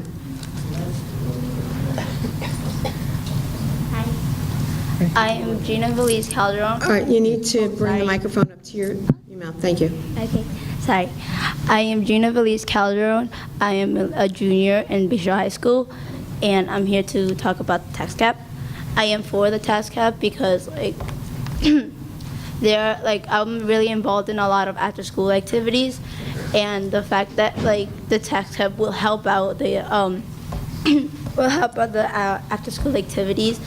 It was really good because I really want the children and everybody else, like, to grow up, like, with a lot of opportunities more than I had, because as a parent, obviously I'm not, but, like, I'm thinking about the future and everything, but as a parent, you obviously want the best for your children. But obviously you're not gonna have the best if you're not gonna have programs that help you out and everything. And, like, I've been, like, TS program and all that, on middle school and everything, but I wanted to give back and everything. So for now, I'm just, like, volunteering, and soon after, I will help out more and more, just a little bit more. That's it. Thank you. Anyone else to speak on the tax cap?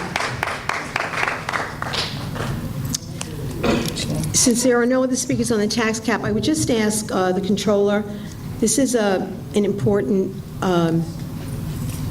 item we have before us, and I just want to make sure that there's total clarification and there's clear understanding of what we have here in front of us today. We are not voting on the budget, approving or not the budget, but this is merely to give us the ability during the budget process, if necessary, to pierce the cap. The budget that we've proposed, plus the issuances for Bayshore and the exchange of the ambulance of the Islips, put us in that tax cap piercing situation. That is correct. Okay. Anything that was said today that needs to be clarified? I will have to apologize, by the way, Joseph Ludwig, controller for the town of Islip, 401 Main Street. I was standing outside. Obviously, it was a very packed boardroom, so I was unable to hear all the comments, just because the volume outside and the chatter was kind of hard to always hear everything that was said. So I really can't say if anything needs to be corrected or not. I would just, if you would, if you could put on the record the exact amount that we're talking about for the residents of the town of Islip in the budget, with the 9.9%, which again sounds like it's a lot, and way above what the cap is proposed to be, but what it translates to on the average tax-paying household in the town of Islip inside Bayshore, because Bayshore has come up many times in comments that were made, so there is a differentiation between those in the Bayshore Fire District, the Bayshore Protection District, and all the other residents in the town of Islip. Okay, so we'll start with the 9.9%. That affects what we refer to as our three major funds, or we call it the town highway tax.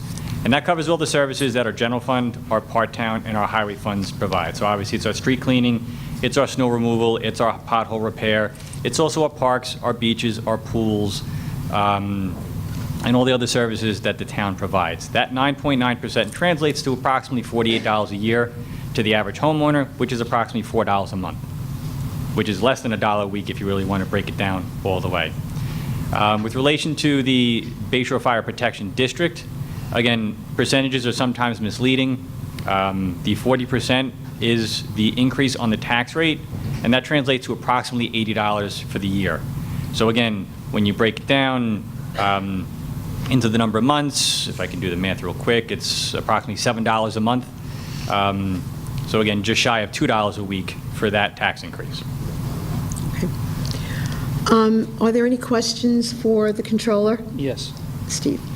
Just want to get clear. So, because we have in the budget, besides the 3 funds, it's also all the special districts. So adding everything together, roughly, or just correct me if I'm wrong, the whole budget with the town budget and also the special districts, which got lighting districts, fire districts, it's a little over $200 million. Is that roughly the whole budget?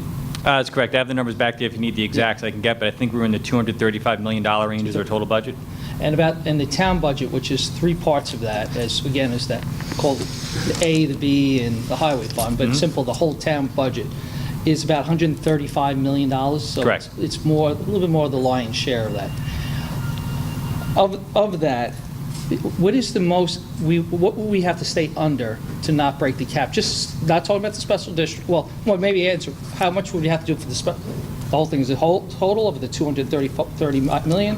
And what do we have to stay under if we were just, the town, if it was just looking at us on our portion? Sure. Just for the point of clarification, the tax cap refers to just the tax levy, so it's not the expenditures, it's just the tax levy that's done. And as you did mention, Councilman, it does affect every one of our special districts. So the fire districts, they're legal separate entities, they levy their own taxes, they do not impact us. However, the fire protection districts that we have, a few on Fire Island and the Bayshore Fire Protection District, they do count against our cap. As the supervisor mentioned earlier, the cap this year was 0.68%. Again, it's the lesser of 2% or the rate of inflation, which this year is 0.68%. And that gave the town approximately an $800,000 wiggle room to raise additional taxes of $800,000 without having to pierce the cap. Now, that $800,000, is that including the special districts? That would be for every district that the board here has purview over. Okay. So the special districts, such as we heard before, the Exchange Ambulance, Bayshore, depending where they live in the town, those alone will be busting the cap. Now, the Exchange Ambulance, I'm just using that as an example, we're not building the whole thing right now. The first step is getting some money for them for the design phase on their, basically their building that is delinquent in the sense where they're not up to like maybe say fire and building code on the building maybe.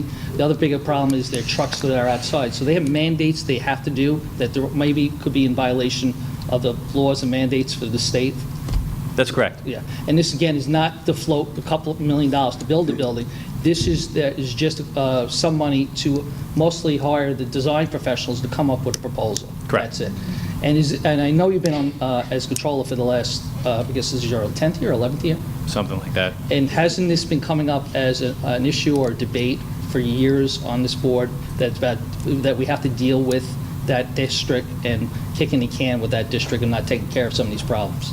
It's not just that district and it's not just this board. You know, municipalities across Long Island right now, it's getting harder and harder for us to perform our core services as the tax dollars have continued to shrink. And I've heard many people come up before and say, nobody wants to raise taxes, and I'm sure you folks fall 100% into that category. The greedy accountant, give me all the money I can so I can pay all the bills and get a better financial position. But the reality is that's not how we do things. So look at a tax increase, that's the last spot we look at. And again, as I explained before, the budget process starts in July, and we spend the entire summer just going through the requests, paring it down to come up with as reasonable and as responsible of a budget as we can. We look at fees. We increase fees whenever we can. The last spot we look to, is the tax line, because it is sensitive to everybody. And, as I said, the 2% tax cap isn't 2% for us this year. It was 0.68%. Last year was 0.76%. So even though we had room to grow, the room we've had has actually shrunk from one year to the next, thus making the job to come in with a responsible budget that much harder. And again, it's not just for this board here, it's for every municipality on the island. So when a person hears the 2%, which is not the number, they think in their mind right away, in this size budget, you would think it's like $4.6 or $7 million that we have to work with. Is that correct? Yeah, if you look at just the raw number, yeah, but like we said, it's 0.68%, which is roughly about $800,000. And it's not that, it's what the inflation rate was, whatever, or cost of living, and it's 0.68, which is 1.3, I would think, or actually probably more like 1.5 million. But you're saying it's much lower number of 800,000. And the reason why is that? Because right away you would think it's like that 0.68 of the whole entire budget, and which again would be about 1.5 million we would have to work with. And you're saying a much lower number, like 800,000.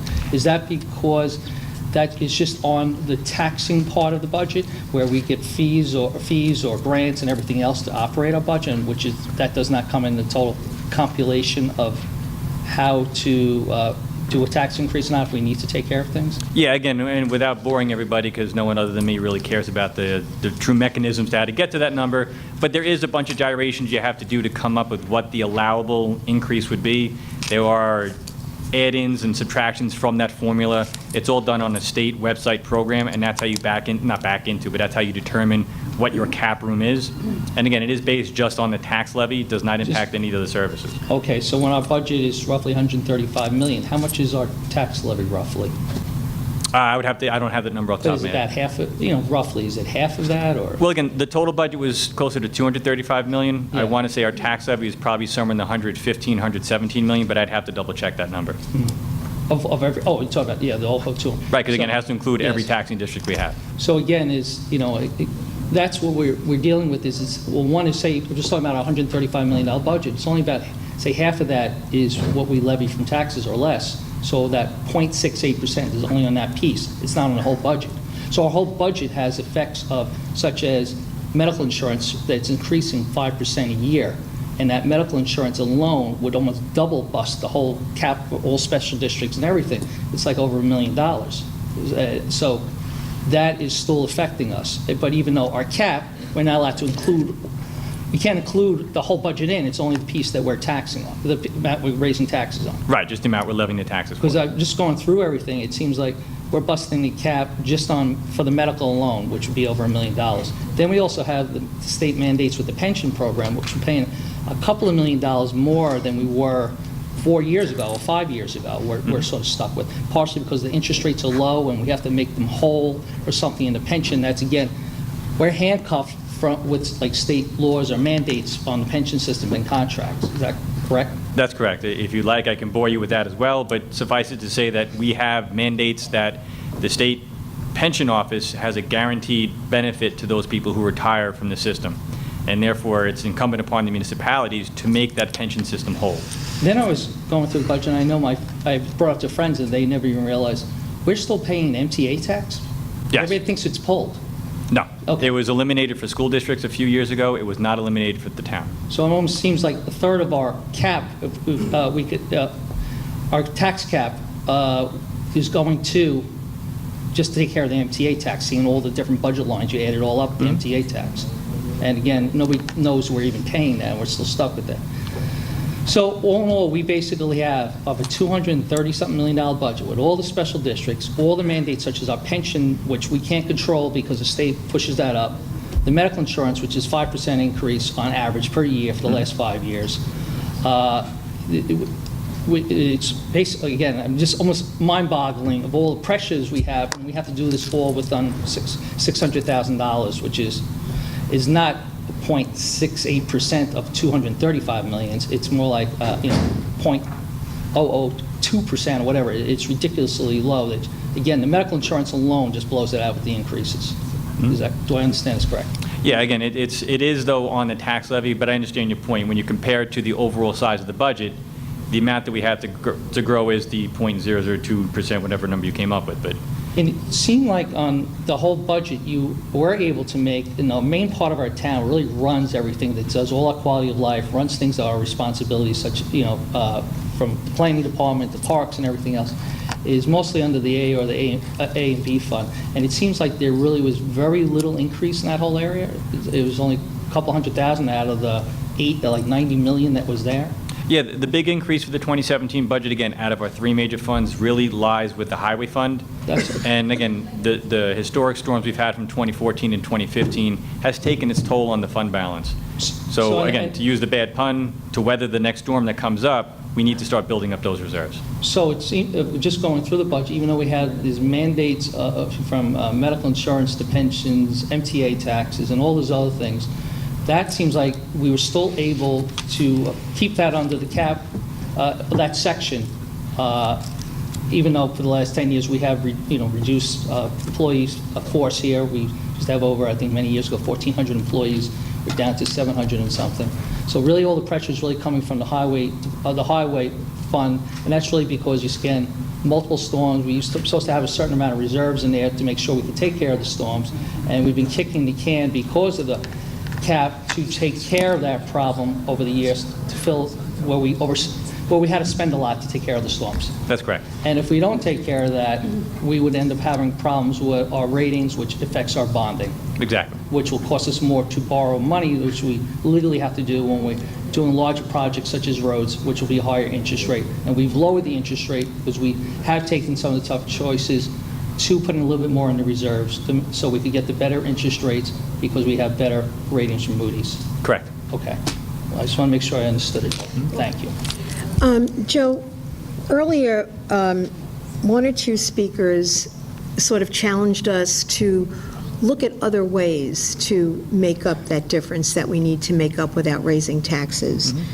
When you first came to me with the original budget request from the department and what we were facing, what was the percentage of increase we were facing? It was in excess of 20% at that time. Okay. And we went through the budget quite a number of hours, going line for line, reviewing every possible revenue that could be tweaked and every possible expenditure that could be cut to come up with something that we felt was reasonable, palatable, didn't jeopardize our bond rating. The fact that the bond rating was raised last year, that it was reaffirmed just a couple of weeks ago, enabled us to do the kinds of things that have helped us fiscally to put our fiscal house in order. The refinancing that we voted for a couple of meetings ago, the $18 million worth of debt that was out there that we were paying 3.5% to 5%, depending on the issuance, we were able to refinance that debt for 1.14%, saving, you know, hundreds of thousands of dollars over the length of the bond. It's tempting when you're sitting there doing that, and I know that from my years in the county, to resort to fiscal gimmicks. But there are no fiscal gimmicks here, correct? Correct. This is not a budget that, it's not even expanding services. Really, this budget came in to keep the core services we've been doing intact. Again, And as far as some of the gimmicks that other municipalities have gone down the road, and I think perhaps in the past it may have been done here, I don't know for sure, but the amortization of pension payments, are we doing that in this budget? no, we are not. So we are paying our debts the way we have to pay them without kicking the can down the road. And when you do that, when you kick the can down the road, sooner or later, it falls in somebody's lap. Correct. Thank you. Well, does that any- sort of comes to when we had that whole structural deficit that we were trying to explain 5 years ago, when they were spending $20 million more than was coming in. They really used up all reserves from the prior years, which lowered our bond rating, because we went through that and we were not correcting revenue and expenses prior. Correct. Does anyone have any questions? Yeah, so I just wanted to clarify. So for folks who live in the town of Islip, their taxes are going up by 9.9%, correct? Correct. And- Well, just for the three major funds. So it's not the overall tax bill, because I know that sometimes it does get confusing. So the percentage of the tax bill that we refer to, again, is the three major funds or a town highway, that will go up 9.9%. Okay, and then if you live in... And again, excuse me, Councilwoman, just I thought the it was my dollar turn. amount. Just My turn? My turn? It is your turn, but just for a point of clarification, what that dollar amount is. That would be $48 a year. If you live in a house that's worth $400,000, if you live in a house that's worth $800,000, you got to double that number, right? In theory, correct, yes. Okay, so, and then for the folks who live in the hamlet of Bay Shore, their taxes going up, depending on what area of Bay Shore they live in, anywhere from 30% to 40%, is that correct? As far as the fire protection district that this board oversees, that would be a 40% increase, which again is the $80. The fire district, going off of a very rough budget that they had submitted, it would be approximately 30% and $100. About $100, and that's, again, based on a house that's worth $400,000? Correct. Okay.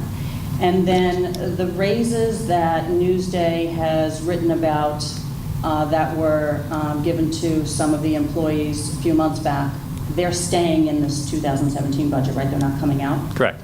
Thank you. So, thank you. So to that point of the raises, there were no raises for these employees that was cited in Newsday, because Newsday reported people getting anywhere from $45,000 down to $15,000 next year, raises next year above what they're making this year, was how the article was portrayed. Is that what's happening, or what was in Newsday wrong? Newsday slightly misclassified what is actually happening. As Councilwoman Bergen just mentioned, these were salary adjustments that were done back in, I believe, late January of 2016. Well, one of them that was referred to was the salary of the airport commissioner. The previous airport commissioner was making $101,000 with a fraction of the experience of the commissioner we have now. The commissioner retired, and we commenced a search to get a new commissioner to try to bring the airport to where it should be. We received candidates from really across the country. We settled on, we didn't settle, we chose, and the board appointed the commissioner that we have in place now at a salary of $130,000, which is very comparable, in fact, a little on the low side, to airports of the same size and magnitude as Long Island MacArthur, being a general aviation and a commercial airport. That can't really be clarified or classified as giving her an increase of $29,000. Correct, that's the salary she came in at. Right, in July. Correct. And that salary is not being increased, as the Newsday reported, another $29,000 in the 17 budget. No, it is not. Okay, thank you. Also, I guess I'm the old guy on the board since my hair's turned white over the last 11 years here. When I first got here, I believe, and correct me if I'm wrong, commissioners back in 2006, I think it was, they were making about 103 or 103.1 or something $1,000 a year about 10 years ago. And then we reduced it to 101.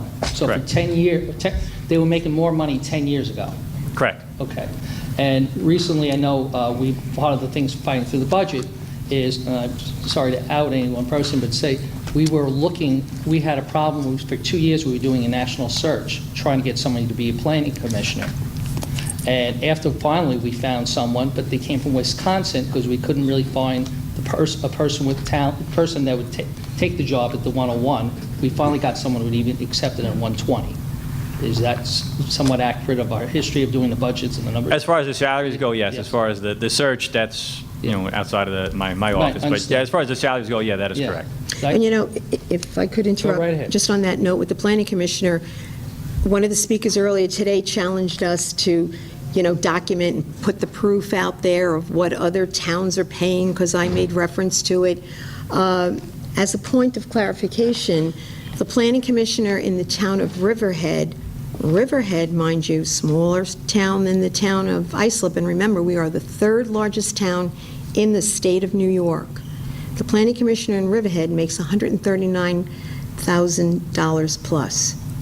And most The planning most of the commissioner towns are in around that range. and Brookhaven is $165,000, although geographically it's a larger town than ours, but for the points of comparison, our commissioner at 120, as opposed to the Riverhead 139, Huntington, Smithtown, all making well in excess of the 120. And we just lost a lot of our assessors department, 3 people to other towns, and some of them going to positions that were not a lower, step down in position that was making $20,000 more. That's correct. So again, that's very important, is having, departments like planning, which helps our taxes keep it down, and also the assessors, so make sure people are not, make sure we have developments, have them assessed properly, and we don't have all these challenges. That's been some of the mess-ups even in Nassau County. It really, a lot of it's from assessing over the years, correct? That's my understanding, yes. Can I just... Councilwoman Chair. Thank you. I think what everybody is getting lost on is the fact that just because Brookhaven's doing it, or just because Riverhead's doing it and paying people these $145,000 and $50,000 a year salaries, doesn't mean that we should do it, because that $150,000 salary comes with health benefits, comes with a pension. There's not a single person in this room who's working in the private sector right now who's going home with that kind of a package. So I just think we have to be cognizant of that, that's all. That's a very, very good point, Councilwoman, and I think we have been very cognizant of that. So So much so that even though salaries out there are at 150, 165, 139 in Riverhead, we're paying 120. So we are cognizant. That's a very good point. And as a board, we do have our fiduciary responsibility, which we're going through today. We have to also manage the town, and we have to get the proper talent to run departments, and we're looking for over 2 years to find people, and over a year, and they all refuse because there's other jobs they can make for their experience. They could be making a much better dollar, and we can't. So we're in a training ground for the last decade that just goes to other towns. And that costs a lot of money, and it hurts us on the bottom line. Councilman Cochran? With the Moody bond rating, I know you did refinancing, which is great. What is the interest rate that the bonds for the fire and the exchange, what rate, since we've gotten a better Moody's rating, what are we going to borrow at? I don't believe either of those two projects have even gotten as far as to determine what the total overall cost would be. So to try to guesstimate what the... If we would borrow money today, the town, since we're rating, what we were paying last year versus the rating change? The last bond that we issued, if I remember correctly, the interest rates on the coupons, each thing is done with a coupon rate. It went from the high ones down to the high twos, or up to the high twos, I should say. And again, as the supervisor mentioned before, we just refinanced our 2008 and 2009 bonds, and those were going up to 5% coupons. So the economy has a piece of it, but it's also the AAA rating that has had a significant impact on that lower interest rate. Thank you. Well, actually, I have a question to Councilman Cochran. I know one time you explained to me a little deeper about knowing insurance. That's why I asked about the medical and the pension. I know you also know about things like ISO. What does that mean for a district and their rates on their insurance and everything else? That's the Insurance Service Office. Every community is rated, Steve, on how the protection of that district is. There's certain requirements, and it all depends on if you have high rises versus commercial versus how much residential. So a lot of new 5-story buildings would have an effect on the ISO rate if there's not certain improvements? That, and also the training of the department. CI, Fire District, a perfect example, when they built the CI courthouses, they went over a certain height. So ISO would require a certain amount of training for those firefighters, because their ladders can't go over 60 feet or whatever, and correct me, firemen, whatever the height of an aerial goes. But those are all factors, and the ISO rating affects your homeowners. So the better the rating in ISO, the lower your homeowners is. Thank you. Are there any other questions for the controller? Hearing none, I'll make a motion to close the public hearing, and second. And I understand how difficult a vote this is. No one wants to do this, but sometimes, and I think someone said you have to be a grown-up and do the right thing for the taxpayers, and I'm going to make a motion to approve the override. Is there a second? Second. Second. All those in favor? Aye. Opposed? We have 4 in favor, 1 opposed. The motion carries. Thank you. We will now go to the public portion. Again, we have a number of cards, 3 minutes, please, so that we can then get to the agenda. And just as a point of information, the KIC has reserved this room for the swearing-in youth members of, okay. Madam Supervisor, yes. May I just put on the record that an email was received by a Miss Artusa regarding this topic, and that it's been made part of the record and everybody has received a copy? Yes, we did. Thank you so much, Madam Clerk. While everyone's settling in, do you want to take like a 30-second break? No? Okay, fine.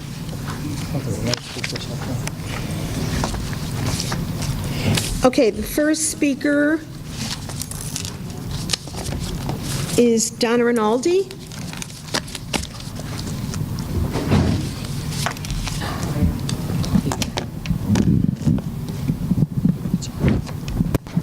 Okay. Hi, Donna Rinaldi, 130 Green Avenue, Sayville, New York.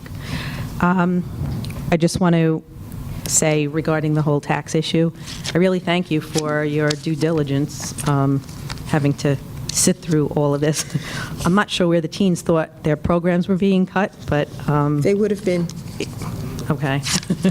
But thank you for your due diligence. It was kind of refreshing to listen to you all talking to the controller and really thinking it through.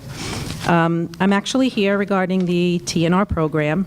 That's been a long time in the making. I just wanted to thank you all for finally coming to some sort of resolution, hopefully soon. I'm a little upset that Senator Boyle left. And I have to apologize. That's really my Because I really fault, want to know what he had to because say. I didn't see him. And Does then anybody know somebody what he sent had me a to say? note as we were already in the public hearing, so I didn't even know if we could have interrupted it. So I have to call him as soon as we're done to apologize. Okay. Well, I kind of was... He's been very, very committed, though. He's really Yes. done a lot of work. We're very pleased. As has Commissioner Heil.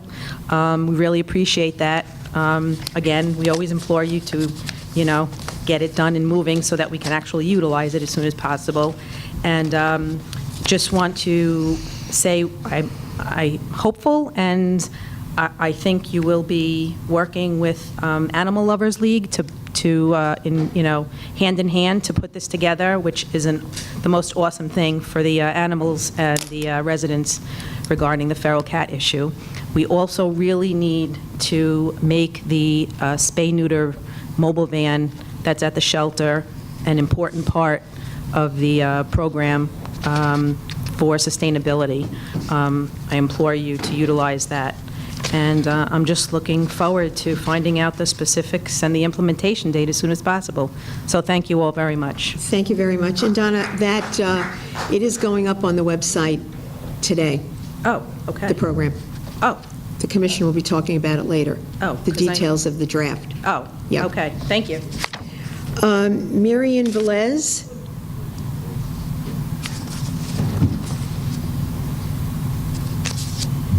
Joseph Krenecki. And I think they spoke. I think these cards got mixed up. Ashley Krenecki.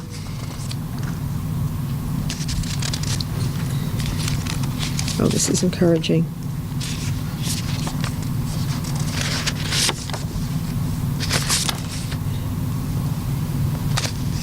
Allison Cordenas. Mary Louise Cohen. Oh, she just left. Herbie Medina. Pardon me? Yeah, we're getting there. Herbie Medina. Senator Ian Thornton wanted to see some of this this week. Royetta Alston. We can relate to that. Want to have lunch? Hi, my name is Royetta Alston, R-O-Y-E-T-T-A. I live at 23 East Cherry Street. I'm here today about the TNR, when it's going to happen, because last week, five little baby kittens of mine sit in the street, tried to catch them. We caught one, and there's a whole lot of cats around. It's very hard to do. And plus, sometimes we have to take money out of our pocket. And I was a retired person living on fixed income. And when is this going to start, about the TNR? Again, it's not a question and answer. Okay, I forgot. But the commissioner is going to be making his report. The draft, all the corrections that were submitted were received, and it will be going up online, and we're working towards doing what we need to do. Okay, and another thing, you have mobile trucks that come around in each area and to help people with their dogs and cats, Well, I think they're working on the details. Okay. All right. Thank you. You're very welcome. William Escobar. Kathleen Philly.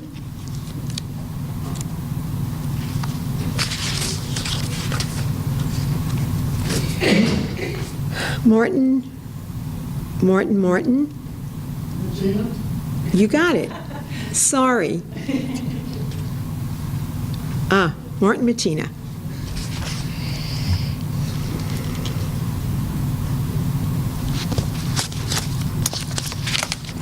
First, thank you very much for allowing me to speak. what I'd like to talk to the board and the members are about empty homes. Name and address, please. Okay, we'll say it again. Martin Mattina. I live at 11 Radcliffe Drive, Brentwood, New York, 11717. So everybody knows where I live. The cross street is Staley, and we all know what happened there. My problem is when a bank forecloses on a house, it appears to me that the bank is not held accountable like the private citizen who owns a house on keeping up the property. The house becomes deteriorated. The grounds become overgrown. No one cares for the place. The bank, you call them, they yes you to death, and nothing happens.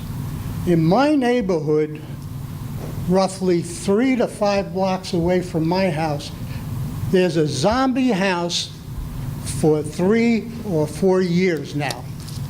Nothing happening at that house. Now you say it's a house, I say it's a major eyesore when a home has all of its siding pulled off. Was it stolen, or was the person who owned it just took it with them? Either way, it degrades the neighborhood. So we're talking about taxes to pay for this, to pay for that. Everybody's talking about homes that, oh yeah, 400,000, 300,000. I would say my house is worthless because it's right next door to a major eyesore. I wouldn't be able to sell my house if my life depended on it, because no one here and no one I know would want to move into a home where the house is empty, because we all know what that leads to.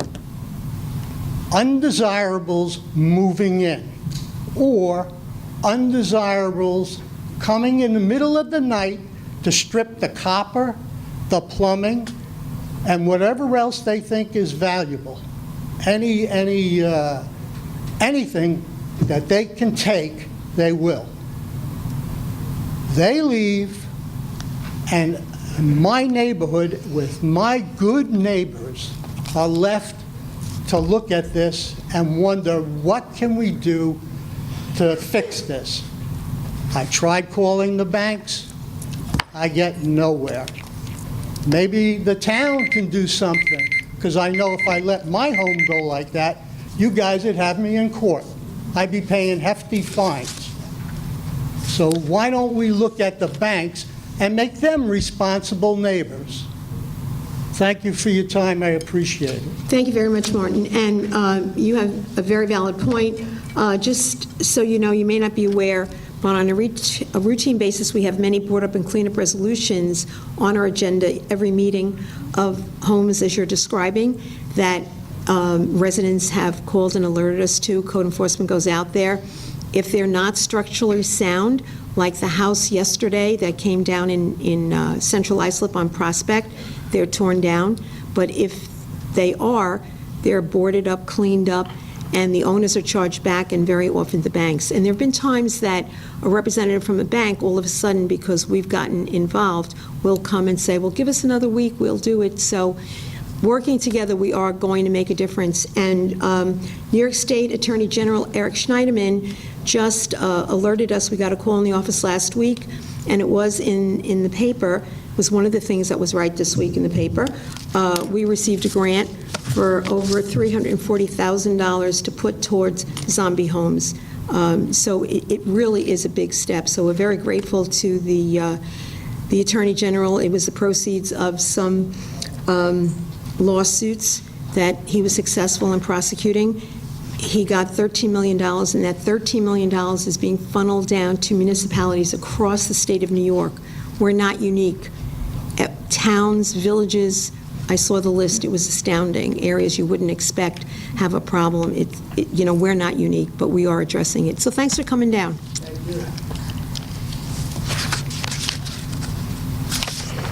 you. Elaine Menger. gave you a letter. Do you want me to just hand it or read it? Yeah. We'll give it to the commissioner. He can read it.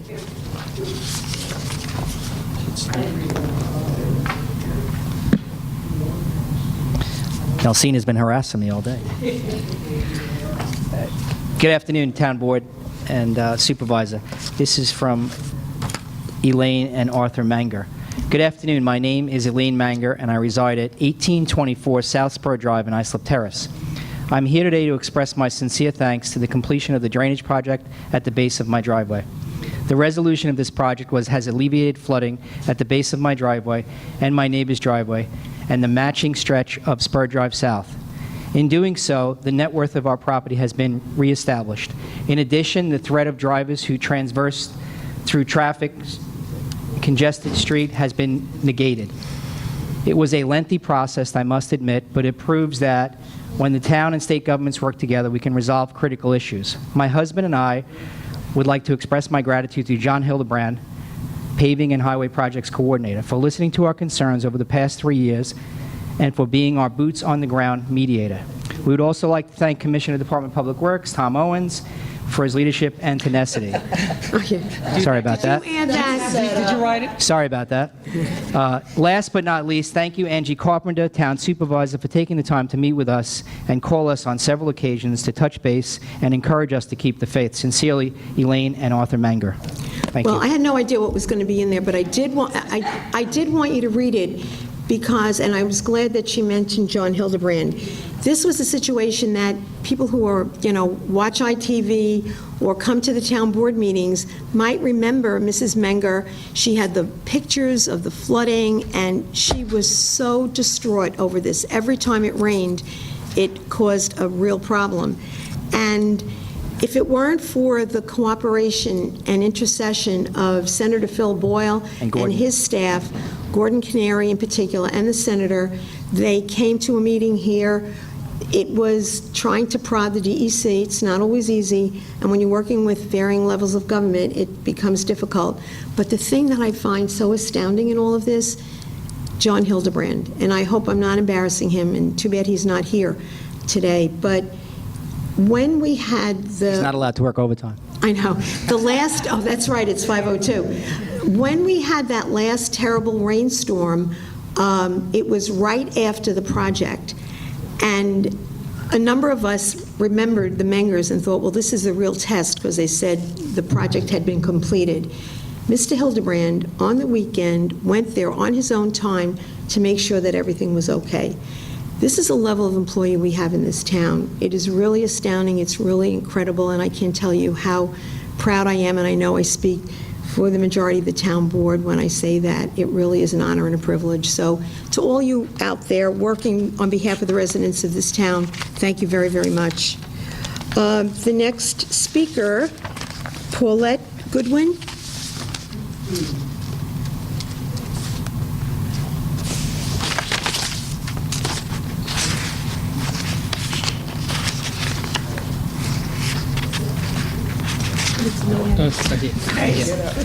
Thank you. My name is Paulette Goodwin. I live at 47 Ellen Street in Bay Shore, and I'm here about a business that was once a surveyor's business, and I'm questioning how does a surveyor's business turn into a logging business. On 204 Brentwood Road, they are selling firewood, and they are cutting the wood every single day, starting at 7:30 in the morning. They have 2 logging machines and a chainsaw that they are using every day to cut the logs. I've come to the town of Islip for several times, starting in 2014, and I started in the buildings where you get the building permits and worked my way over. Each month they sent me to another building. I made my way to the fire chief marshal, who finally said I made it to the right department. He took the information and then he said to me, we can't do anything. It's going to take 2 years. Well, this is now 2016, and they are still going strong. They now, instead of just having a sign that says firewood for sale, they've got a sign out there that says top quality firewood. Well, they've had 2 years to get better. Now they've got gas cans all around the property. They are taking down trees, and if you have any kind of bush, tree, any kind of shrubbery, it's going to get infected, because when they take down those trees from the woods, all the wasps come out of there, all of those bugs in the bark come out of there, and what do? They jump on your tree, and then you start seeing your bushes turning and the leaves turning brown. Now that's aside from the noise you have to endure with all your windows closed every single morning. A chainsaw. Do you know how loud a chainsaw is? You can't even turn up the TV loud enough to drain out the sound. And if that's not good enough, when they bring in these humongous tree trunks, they have this giant, I don't even know what they call them. I looked them up and it said logging machines. They drop the logs and you can feel your house shake. What is that going to do to the foundation of my house? And the houses on the block of the people who are working during the day. They just take the logs and just drop them over and over and over again. And it's not enough that they have those giant logging machines. Okay, I'm almost done, but I'd just like to know, what is being done? How do I find out what's being done? Here's what I'm going to ask you to do. Mr. D'Amico is here, our Acting Commissioner of Public Safety. He's responsible for the fire marshals. He's going to meet with you in the hallway, and he's going to answer all your questions. And by the way, you could raise some money by finding them every day. You hear that? Thank you so much for coming down. We appreciate it. Thank you. Tony. Commissioner. Edith Rayaves. Edith?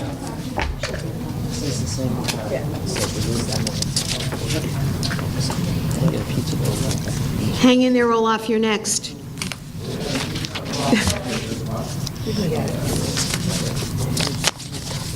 Hello, my name is Edith Swenson Ravis.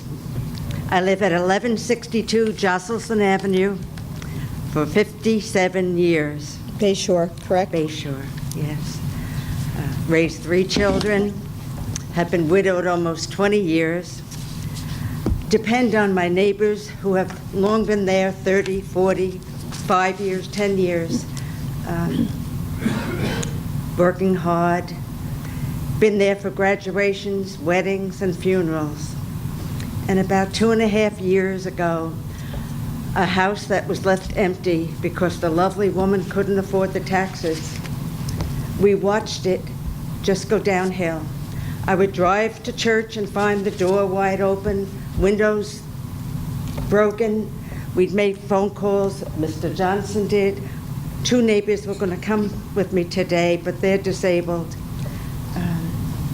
First, it was just that it was broken into and copper tubing was taken, and one time it was just flooded.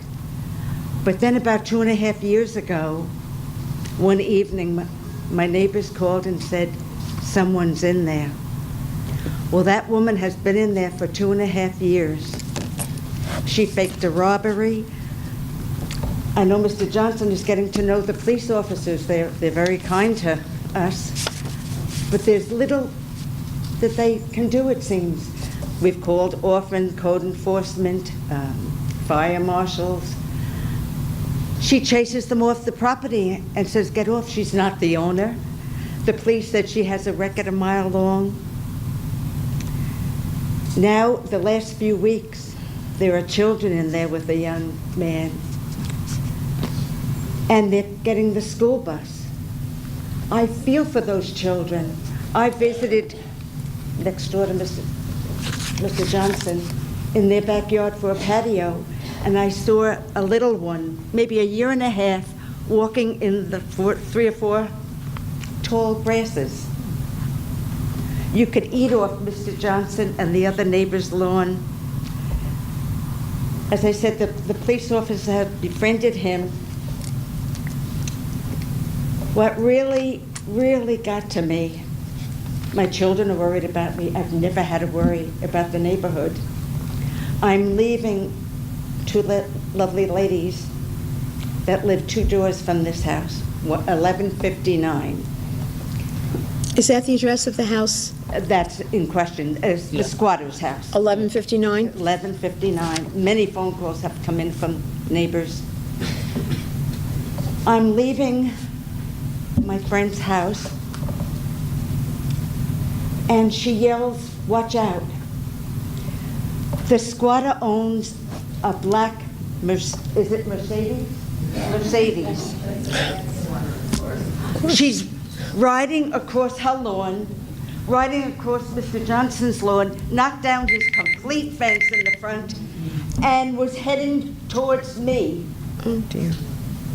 I'm afraid to cross the street. 57 years in this home. Edith, thank you for coming down, and I, too, am going to ask. It wasn't easy because I just mind my own business, love my neighbors, and It has to be very frustrating and very upsetting to get you to the point to come down here, and we really empathize. I'm going to ask, although he's out in the hall with someone else right now, that you speak with Mr. D'Amico, and I'm sure that we have information on it, but we certainly will be looking into it first thing tomorrow, if not tonight. Thank you. Thanks for coming down. Matt, can I just add to you, for you also, that we'll also reach out to Child Protective Services so they can stop by and pay them a visit just to make sure those kids are okay. Thank you. I have 8 grandchildren and 3 great-grandchildren. When I saw them walking around in a diaper in those grasses, my heart Yes, broke. but he can't get up, so. Thank you very much. Olaf Johnson.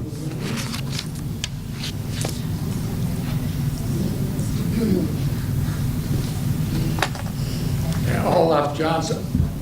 Excuse me.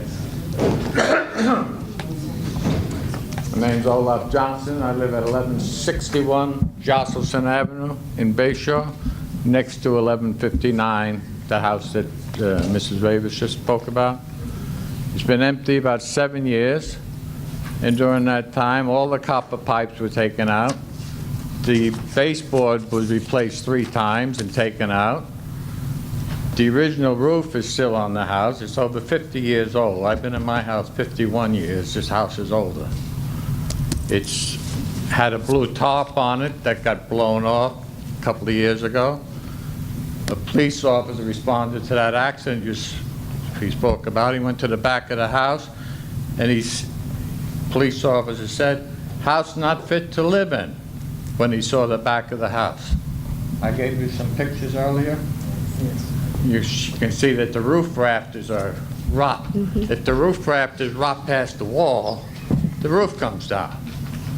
And with no copper in the house, the Suffolk County Water Authority turned the water on accidentally, so there was 3 feet of water in the basement for months and months before I was able to get code enforcement to get the bank to pump out the water. So the house has got to be full of mildew. There's no place for children. When Wanda was living there for 2 years, at least she cut the grass because I warned her. But now with children in the house, I don't want it on my conscience. This house goes up in flames or the roof caves in. With all the copper out, that oil trucks haven't been there in over 7 years, so there's no furnace. How do they heat the house? Kerosene heaters, propane heaters, electric heaters? Do they got hoses running with water to the toilets? Do they have extensions running all over the place? You got to get in this house and inspect it. Children moved into this house in September. 4 kids. So, I could go on and on and So on. was there a but- fire at this house at one point, or this is all just water? No, there was water in it. Yeah.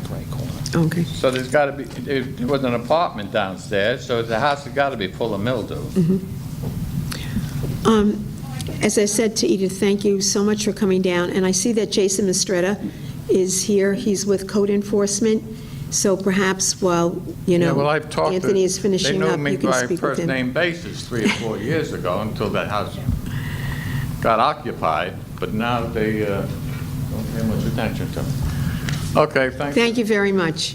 You still here, Edith? Next speaker, Kathy Cole.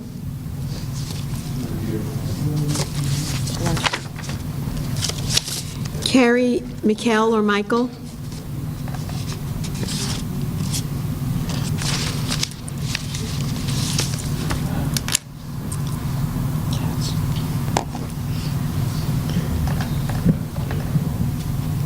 Good evening, Councilwomen, women and men. Can you hear me? You get close. Yeah. All right, there we go. There you go. Carrie Michaels, 7 Edwards Lane, Blue Point, New York. Good evening, councilmen and women. Supervisor Carpenter. Approximately 2 years ago, Little Wonders Puppy Emporium opened in Sayville, a town that is a reflection of Islip, New York. Animal advocates made the decision to begin peaceful protesting this puppy store, and while doing so, informed the general public about what a puppy mill was and their connection to pet stores.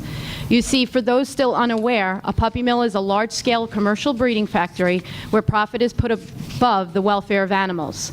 According to the Animal Welfare Act, our companion animals are classified as livestock and live in deplorable, substandard conditions. Dogs are confined to rusted wire cages, never socialized, have poor diets, receive little to no veterinarian care, and when they're completely depleted and can no longer produce puppies for the millers, they are shot, drowned, or burned, and then discarded. Many of their offspring suffer with multiple congenital diseases and deformities. These very puppies are being sold to puppy stores as low as $50 to $75 across the United States. They in turn mark up sales prices from $1,200 to $6,000, sometimes even more. Consumers believe they are getting healthy, purebred puppies. It's a complete lie. At a recent town board meeting, I presented to you evidence the puppy mills Little Wonders Puppy Emporium in Sayville buys from, one having a history of over 30 years of USDA violations. I also presented to you evidence over 200 municipalities across the globe that have banned the retail sale of commercially bred animals in pet stores. This fell on deaf ears. Throughout the past 2 years, many others and I headed to the Capitol for Humane Lobby Day to meet the senators and assemblymen to discuss animal welfare and our concerns. We've met with the local chamber president and attended your board meetings. We've juggled our schedules, arranged to leave work early to make meetings, all to be ignored. Since the last town meeting I attended, I was contacted by a couple who bought a puppy from Little Wonders Puppy Emporium on September 25th, 2016. And within 48 hours of bringing their puppy home, it became extremely ill. Exactly 10 days after purchased, the puppy died of coccidia and parvovirus, which is a very highly contagious, deadly disease. I assisted the consumers in filing complaints with Consumer Affairs, Department of Agriculture, and Better Business Bureau. Out of the $10,867.24 these customers incurred in veterinarian costs, I was able to assist them with recouping $6,579. They are currently out the remainder, $4,288.24. We want to know just how many sick or dead puppy stories we need to share with you before you will listen, better yet care. I guess it's time to start bringing the protest to Islip Town Hall and invite all these other people with their matters. You are a very big disappointment. Can I just say something? Certainly, Councilwoman. Carrie, there is legislation that when Steve Ballone was the supervisor in Babylon that he put in place that made it, I don't want to say made it difficult, made it very difficult for these puppy mills to set up shop in the town of Babylon. Now, I'll share the legislation with my colleagues on the board, and if they want to adopt similar language, I'll certainly ask them if they want to go down that road. If the answer is yes, and I can get enough support for this, it won't be able to shut down the current puppy stores that you see, but it would prevent others from coming here and setting up shop.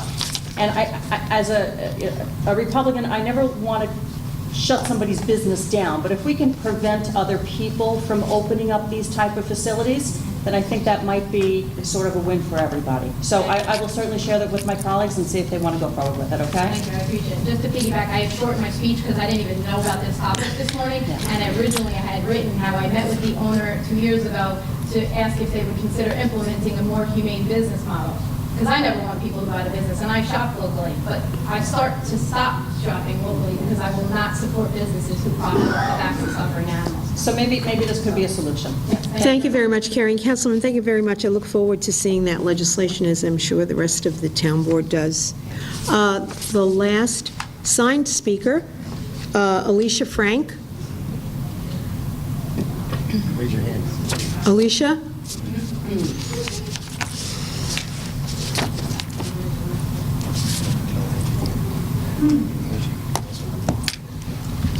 Alicia Frank, 915 Hiawatha Drive, Brightwaters, New York. Okay, I actually want to say good evening, and I wanted to thank you because I know that the Animals Lovers League proposal, I guess, is strongly on the table and is going to be finalized soon. I wanted to thank you for all of that because it has been a tough road, you know, for us that have been coming for months and other people that have actually been coming for over a year. So I've waited all this time to say thank you because even though it's not a done deal yet or finalized, I want to give appreciation where it is due. But I just want to always stress urgency because people are finding kittens every day, and right now I am TNRing one of the most scariest places in the world, but I am actually going to do it because I cannot sit there and watch them suffer or wait for this program to start.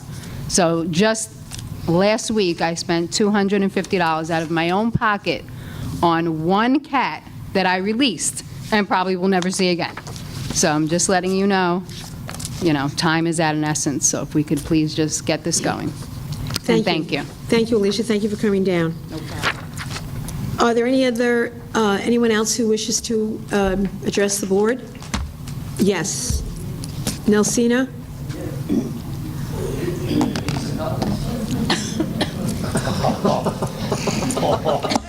Ever the gentleman. She's a vet, watch it. Oh, boy. You did forget about me, Ms. Carpenter. Long day. No, I was looking for more cards. I thought you had signed up. We could never forget you, All right, Nelsina. well, Nor would you allow us to. Give me my name. Yeah, I can give me my name. I know my name. Nelsina Day, 27 East Cherry Street, Central Islip, New York. This time I want to speak on Roberto Clemente Park, my favorite topic. And I don't know if you noticed, but we were out front picketing earlier today, requesting that our swimming pool be kept in the park, along with a spray park. We are asking for a start date for the renovation. We'd like to know when the opening date that you have projected. And, we're really questioning as to what happened to the $1 million that Senator Croce was able to get for the swimming pool and the so-called $2 million that Phil Ramos, Senator Ramos, got that was supposed to go toward spray park and swimming pool. Right now, I would like to ask, and it's only a yes or a no, so even if you don't want to say it, you can nod it. I want a commitment that we are going to preserve all of Roberto Clemente Park, the swimming pool, the playgrounds, the baseball fields, the soccer fields, and an additional spray park in it, and whatever else I can get out of you that some of the youth want, which is a skateboard park. So, do I get a nod or a yes? A commitment today? I know we don't give you no answers. If you have time to stay through the agenda, you'll notice that we have a resolution on the agenda today. I know you do. That's why I'm here We to are say it. moving to the next step. It's very, very important. We've already been there at the park with the engineers, and as I'm sure you're aware. Well, why haven't we had any further development on the website telling us what's going on? We were waiting for the meeting today, so we had definitive information on the approval of the resolution. Okay, so no Check it one, tomorrow. so no one is going to nod yes or no, because I got to go. You're going to be happy tomorrow. We are committed to Okay. Roberto Clemente. I wish you guys had come in when you were here earlier, because I could have told you then. Well, you know, you could have came out there and spoke to us, too. I didn't know you were out there. Ah, see? Communication is a poor thing. It's key. Yeah. Thanks, Thank you. Nelsina. Appreciate you being here. Anyone else who wishes to address the board?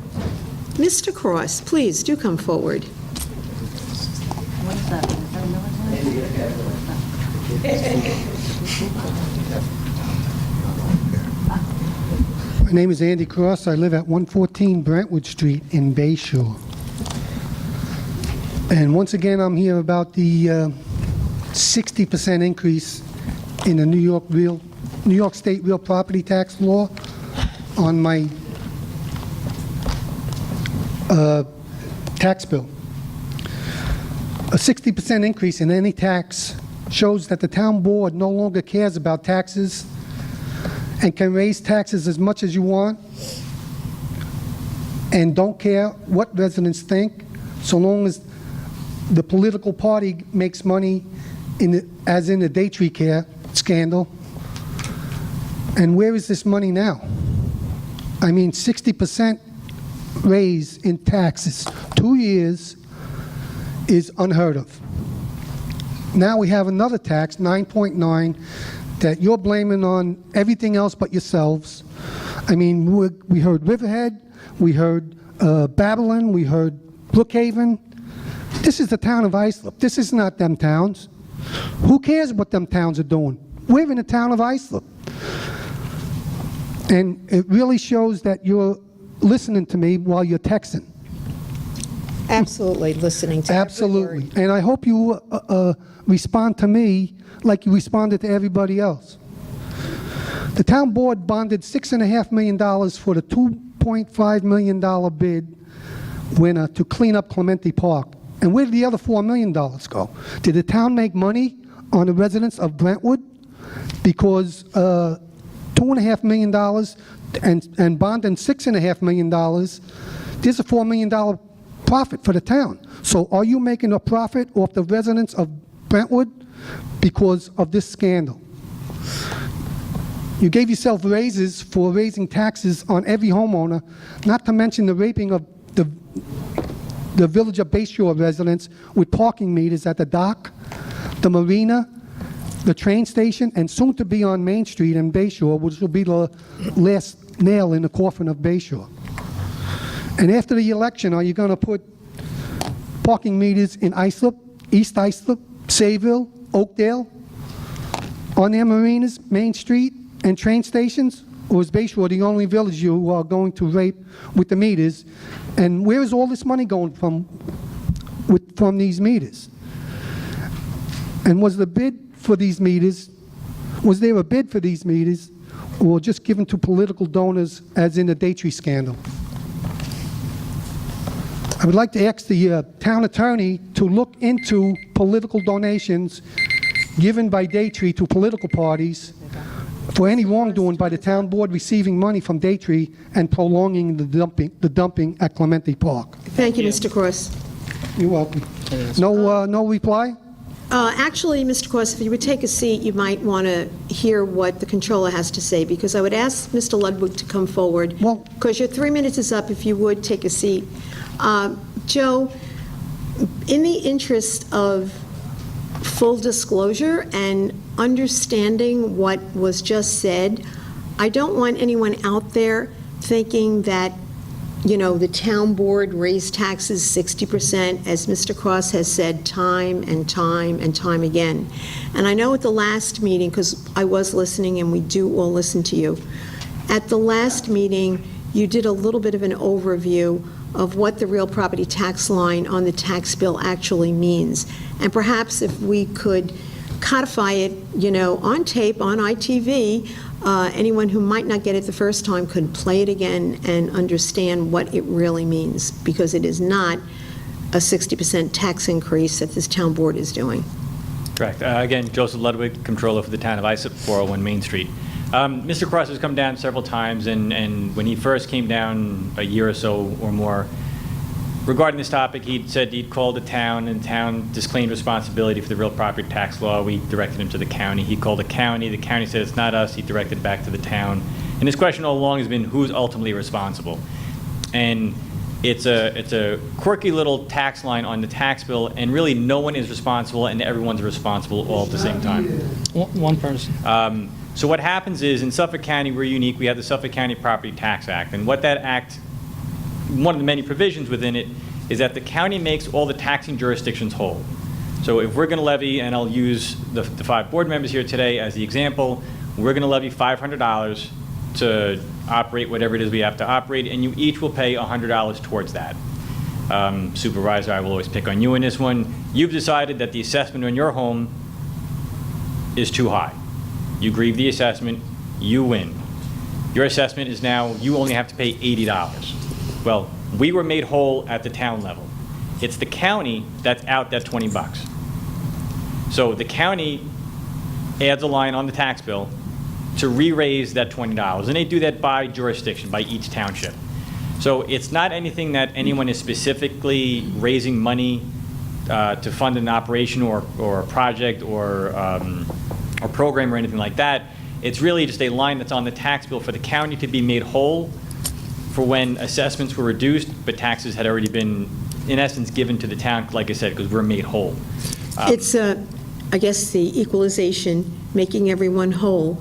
And having been in the county, I do know that when the county had that tax line on their portion of the tax bill, they felt that that was not fair because there are 10 towns in the county of Suffolk, and from town to town it varied. So the county made the decision to apportion it to each town individually and have it appear on the tax bill as the New York State real property tax line, so that it was deflecting responsibility, if you will, from them or the taxpayer to New York State real property. But the fact of the matter is that there are many, many companies out there that are encouraging people to grieve their taxes, and there are many instances where people are overassessed and they should be made whole. But it doesn't mean that the tax burden is going to be reduced by that amount that you're made whole. That shortfall gets redistributed amongst every other taxpayer in the town and or the county, and that's where that real property tax line comes in. Exactly. A little bit confusing, a little disingenuous, but, we absolutely have no control over it. That's correct.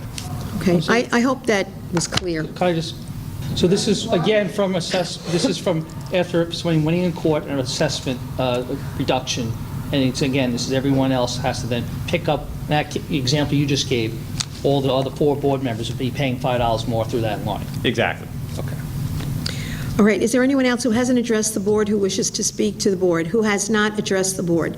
Hearing none, I'll make a motion to close the public portion. Second by Councilman Flattering. All those in favor? Who put the thing on my tax bill? Did all 5 of you vote on this? Mr. Cross, please have a seat. Thank you.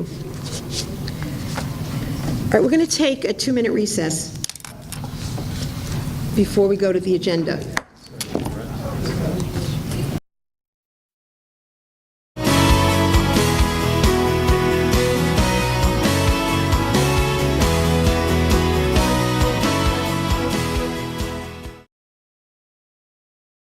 Okay, we will resume and start with the agenda. Item number 1, the appropriation transfers. Any questions? Hearing none. Motion by Councilman Councilwoman Bergen, second by Councilman Flaherty. All those in favor, opposed, it is approved. We then move to number 2, the monthly cash summary. Any questions? Hearing none, I'll make that motion. Second by Councilman Flaherty. All those in favor, opposed, it is approved. Number 3, the option year resolutions. Any questions?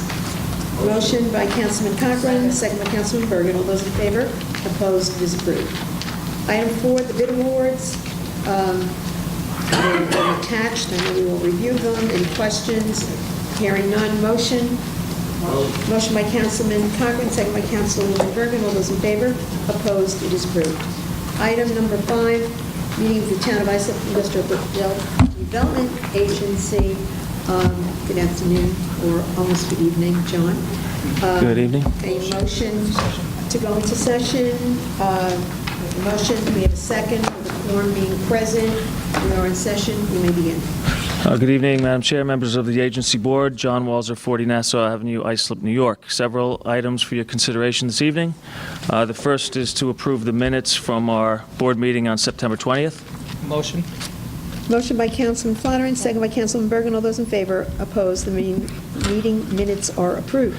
Okay, the next item is the only new project on the agenda today. This is an inducement resolution between the agency and Kenco LLC. They do business as Alken Industries, located at 2175 Fifth Avenue, Ronkonkoma. This is a women-owned business. They're a manufacturer of aircraft parts and assemblies for various aerospace and aerospace companies and the Department of Defense.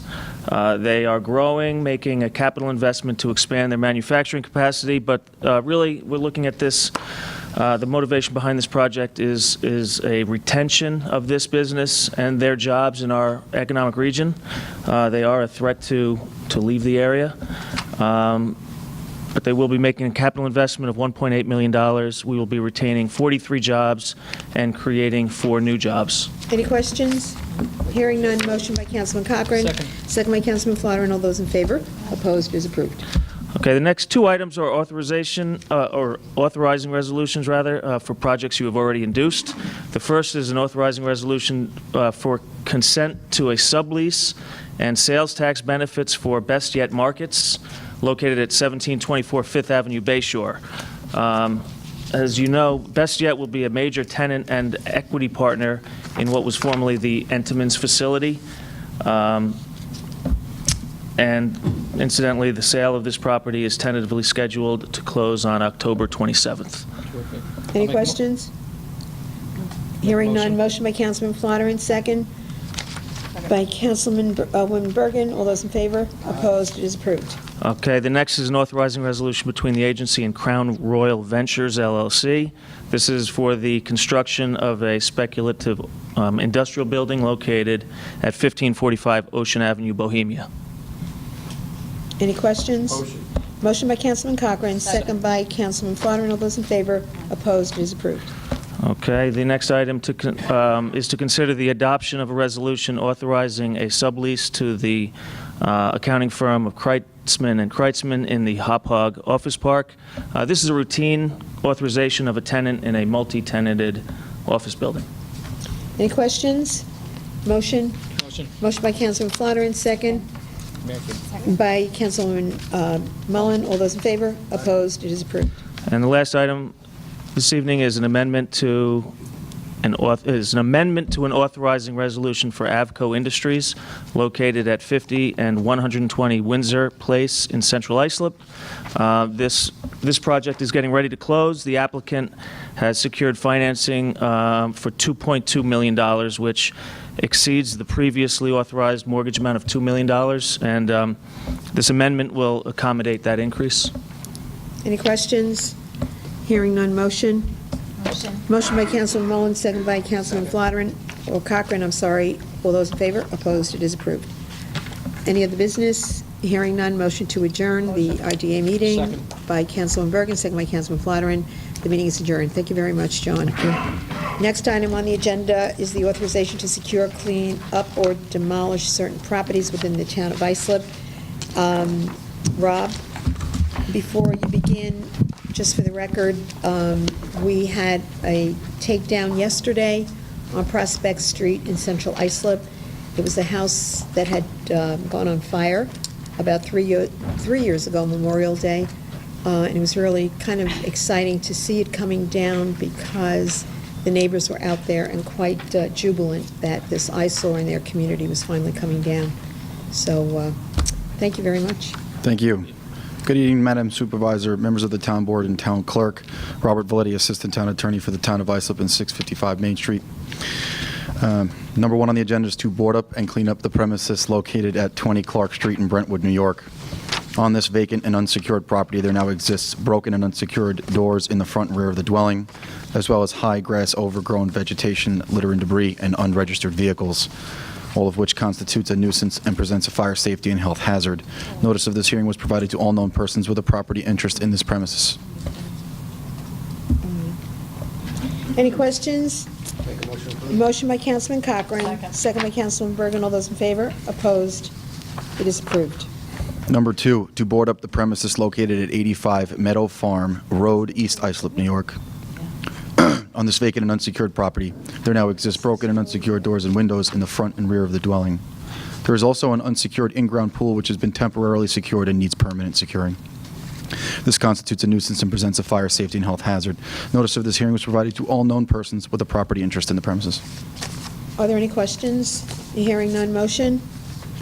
Motion by Councilman Bergen, second by Councilman Cochran. All those in favor? Opposed? It is approved. Number three is to board up and clean up the premises located at 96 Fulton Street, Brentwood, New York. Pardon me. On this vacant and unsecured property, there now exist broken and unsecured doors in the dwelling. There is also an unsecured in-ground pool. There also exists high grass, overgrown vegetation, litter and debris, and an abandoned vehicle. All of this constitutes a nuisance and presents a fire safety and health hazard. Notice of this hearing was provided to all known persons with a property interest in the premises. Any questions? I'll make a motion. Second. By Councilman Bergen. All those in favor? Opposed? It is approved. Number four is to board up and clean up the premises located at 107 Hilltop Drive, Brentwood, New York. On this vacant and unsecured property, there now exists broken and unsecured doors as well as high grass, overgrown vegetation, and litter and debris. All of this constitutes a nuisance and presents a fire safety and health hazard. Notice of this hearing was provided to all known persons with a property interest in the premises. I just want to note that as of today, a tenant approached us. We had noted that it was vacant. She is being given time to produce a lease. So we're going to hold off on at least the board-up portion, but we've given 1 week to an attorney which has appeared here to try and clean up this property because it is in very bad shape. The attorney's here right now. The person lives here? I've spoken with the individual. They apparently pay rent to someone who's not an owner, and the house is currently in foreclosure. She also has an infant, and I was taken aback by the conditions. So I'm trying to work with her. I'm trying to see if there's something we can do, but counsel has been impressed upon that his client really needs to take care of something and fast. They have a 1 week window. 1 week, okay. So just to be clear, we're going to hold off on any board up, obviously. So you'll have the well, we want to retain the permission and the ability to do it. So we'll give them That's some all time. on the record. So with that having been said, motion? Motion to approve. Motion by Councilman Bergen, second by Councilman Flattering. All those in favor? Opposed? It is approved. Number 5 is to board up and clean up the premises located at 137 Benjamin Street in Holbrook, New York. On this vacant and unsecured property, there now exist broken unsecured windows. Additionally, there is high grass, overgrown vegetation, and litter and debris, all of which constitutes a nuisance and presents a fire safety and health hazard.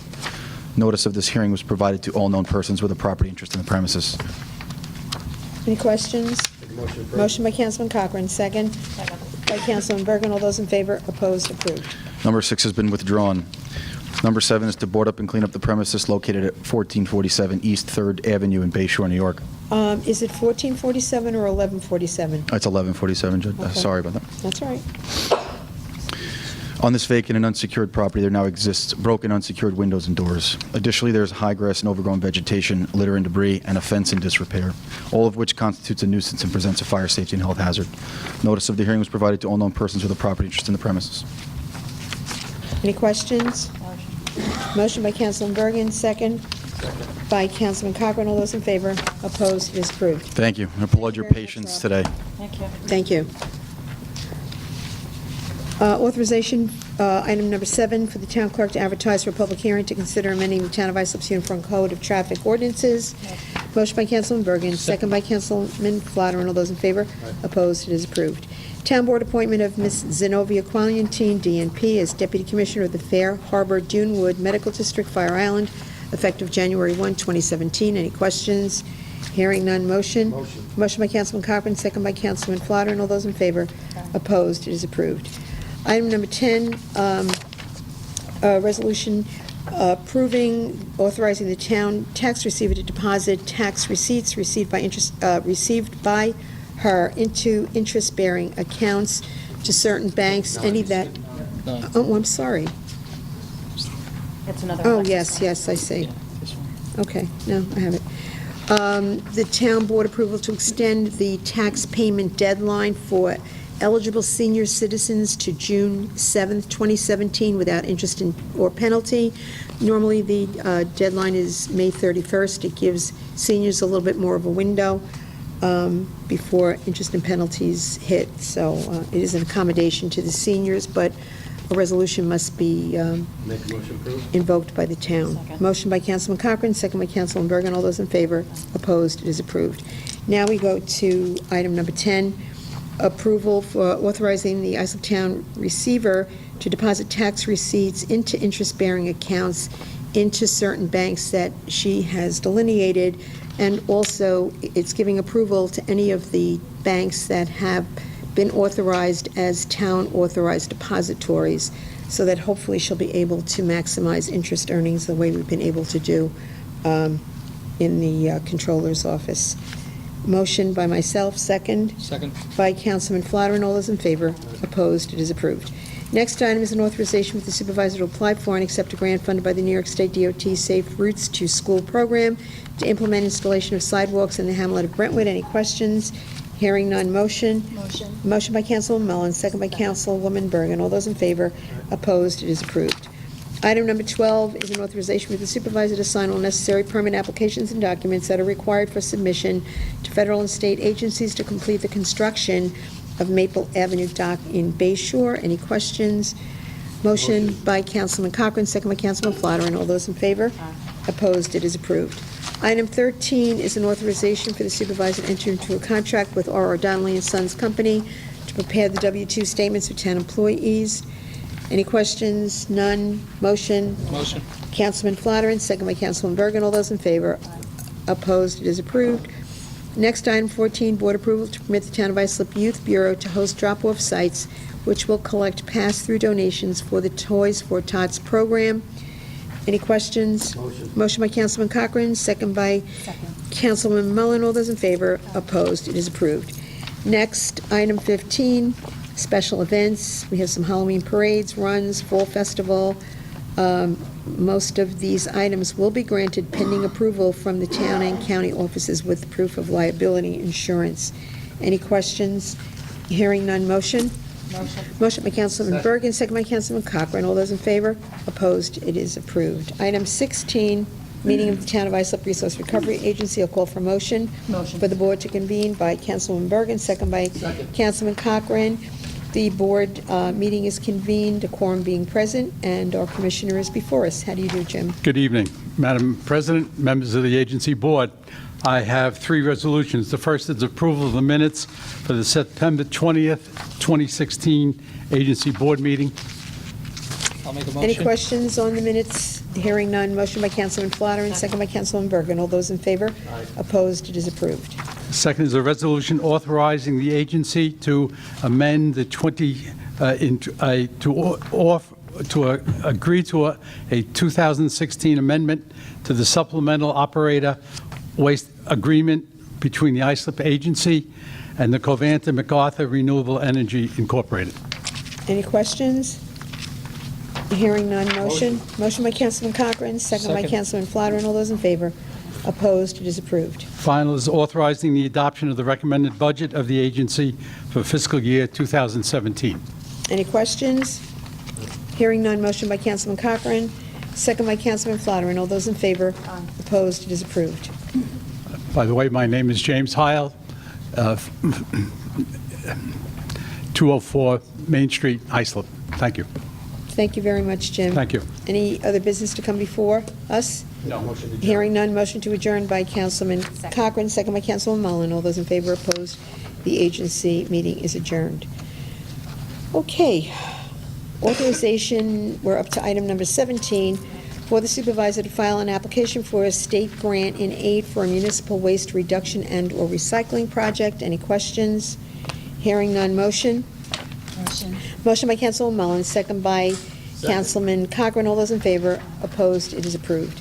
Item number 18, authorization for the supervisor to file an application for state aid for a household hazardous waste state assistance program. Any questions? Hearing none, motion by Councilman Cochran, second by Councilman Flatteren. All those in favor, opposed? It is approved.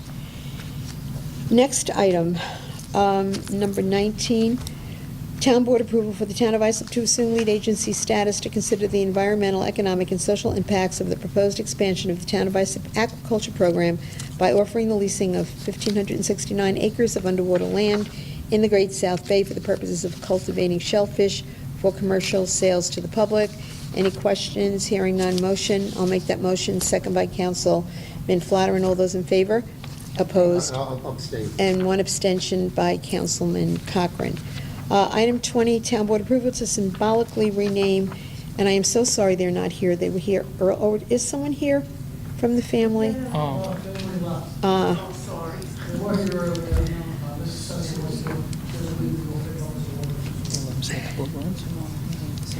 Well,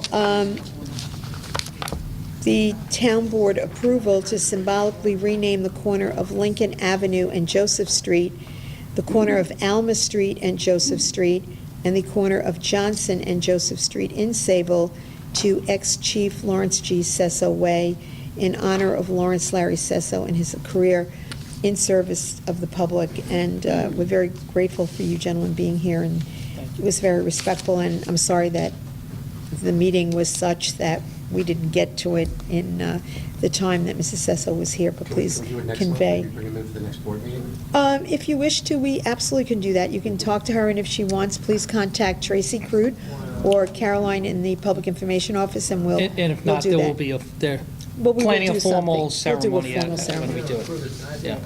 Yeah, we'll approve Make it. a motion to approve. Motion Second. to approve by Councilman Cochran, second by Councilman Flatteren. All those in favor, opposed, it is approved. Item 21, authorization for the supervisor to accept grant funding from the New York State Division of Criminal Justice Services. Motion? Motion. By Councilman Bergen, second by Councilman Mullen. All those in favor? Opposed, it is approved. Item number 22, authorization for the supervisor to execute all documents necessary, subject to the approval of the town attorney, for the sale of the property, 1900 Ocean Avenue, Ronkonkoma, to Broadway National. Any questions? Hearing none. Motion by Councilman Flatteren, second by Councilman Cochran. All those in favor? Opposed? It is approved. 23, authorization for the supervisor to enter into an agreement with Southside Hospital to provide physical examinations as part of the required medical monitoring program for members of the Islip Hazmat team. Any questions? Hearing none. I'll make that motion, second by Councilman Cochran. All those in favor? Opposed? It is approved. Item 24, authorization for the supervisor to execute a contract between the Town of Islip and Door Automation Corporation for automated door maintenance and repair in the main terminal building at MacArthur Airport for 1 year and 4 single-year options. Any questions? Hearing none. Motion by Councilman Bergen, second by Councilman Cochran. All those in favor? Opposed? It is approved. Item 25, authorization for the supervisor to renew a lease with Jeremiah Brown for the use of a parking lot located at 49 North Main Street in Sayville at a cost of $24,000 per year for 2 years. Any questions? Hearing none. Motion? Motion. Motion by Councilman Flatteren, second by Councilman Cochran. All those in favor? Opposed? It is approved. Item 26, and this should make Nelsina and the rest of the Brentwood community happy.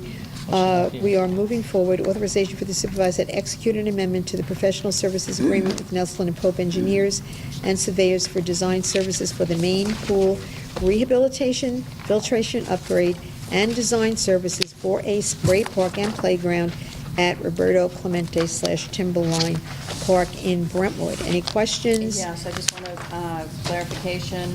There was an original number that was on this, which is no longer, so I just want to confirm on the record that the price is $115,000. Correct. Thank you. Correct. Any other questions? Yeah, Yes. there's further business. We just have the correct one. Well, no, we're not, just a moment. So we have, right, so we have that question answered. I will make that motion, second. I'll second. By Councilman Flattering. All those in favor? Opposed? That is approved, and I understand that we have Just to, have to go back to agenda item number 6. the board up cleanups. Correct, one of these board up cleanup. I apologize, folks. I'm just going to, I think we should withdraw number 7. I need to get some clarification from the fire marshal's office. The pictures do indeed say that it's 1147 East 3rd Avenue, but we've had all of our paperwork and correspondence leading to 1447. It could be as simple as a typo, but I don't think I'm willing to take a chance of boarding up the wrong house. Okay, so, My apologies. Yeah. I'll make the motion to withdraw Yeah. that item. so it's going to have to wait till the next meeting. Yeah, we'll put it right back on the next town board meeting. Okay. My apologies, folks. No problem. I'm glad I saw it. Oh, it's true. Leave Yeah, it it's- on the calendar as 1447. Right. And that vote Then we're is- removing it. We're And we're withdrawing that. withdrawing. Yeah. Withdrawing that. So we'll make a motion to withdraw that particular item number 7 from agenda item 6. So we have Trish and John. a motion and a second that has been withdrawn from that item. Any other business to come before the town board? Hearing none. Motion to adjourn by Councilman Cochran, second by Councilman Flattering. All those in favor? Opposed? We are adjourned. Thank you very much, ladies and gentlemen.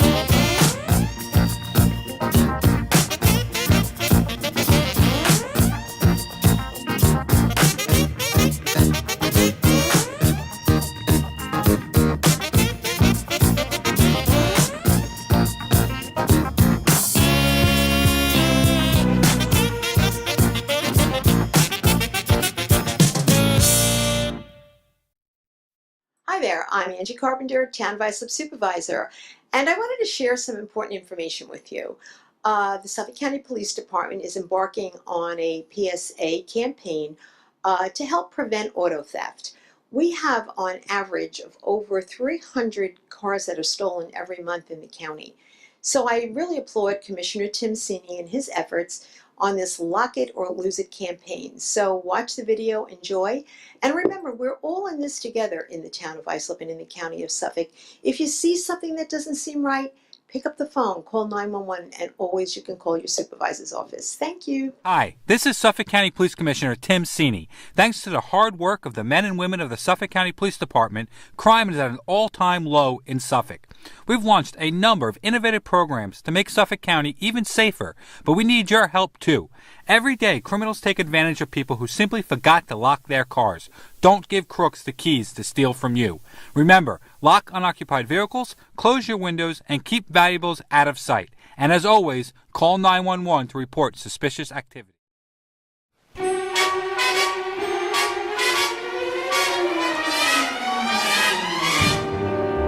Come fly with me, let's fly away. If you can use some exotic booze, there's a bar in far Bombay. Come fly with me, let's fly away. Come fly with me, let's take off in the blue. Trespassing on or near railroad tracks is illegal and extremely dangerous. Taking a shortcut just to save time could cost you big time. Don't shortcut your life.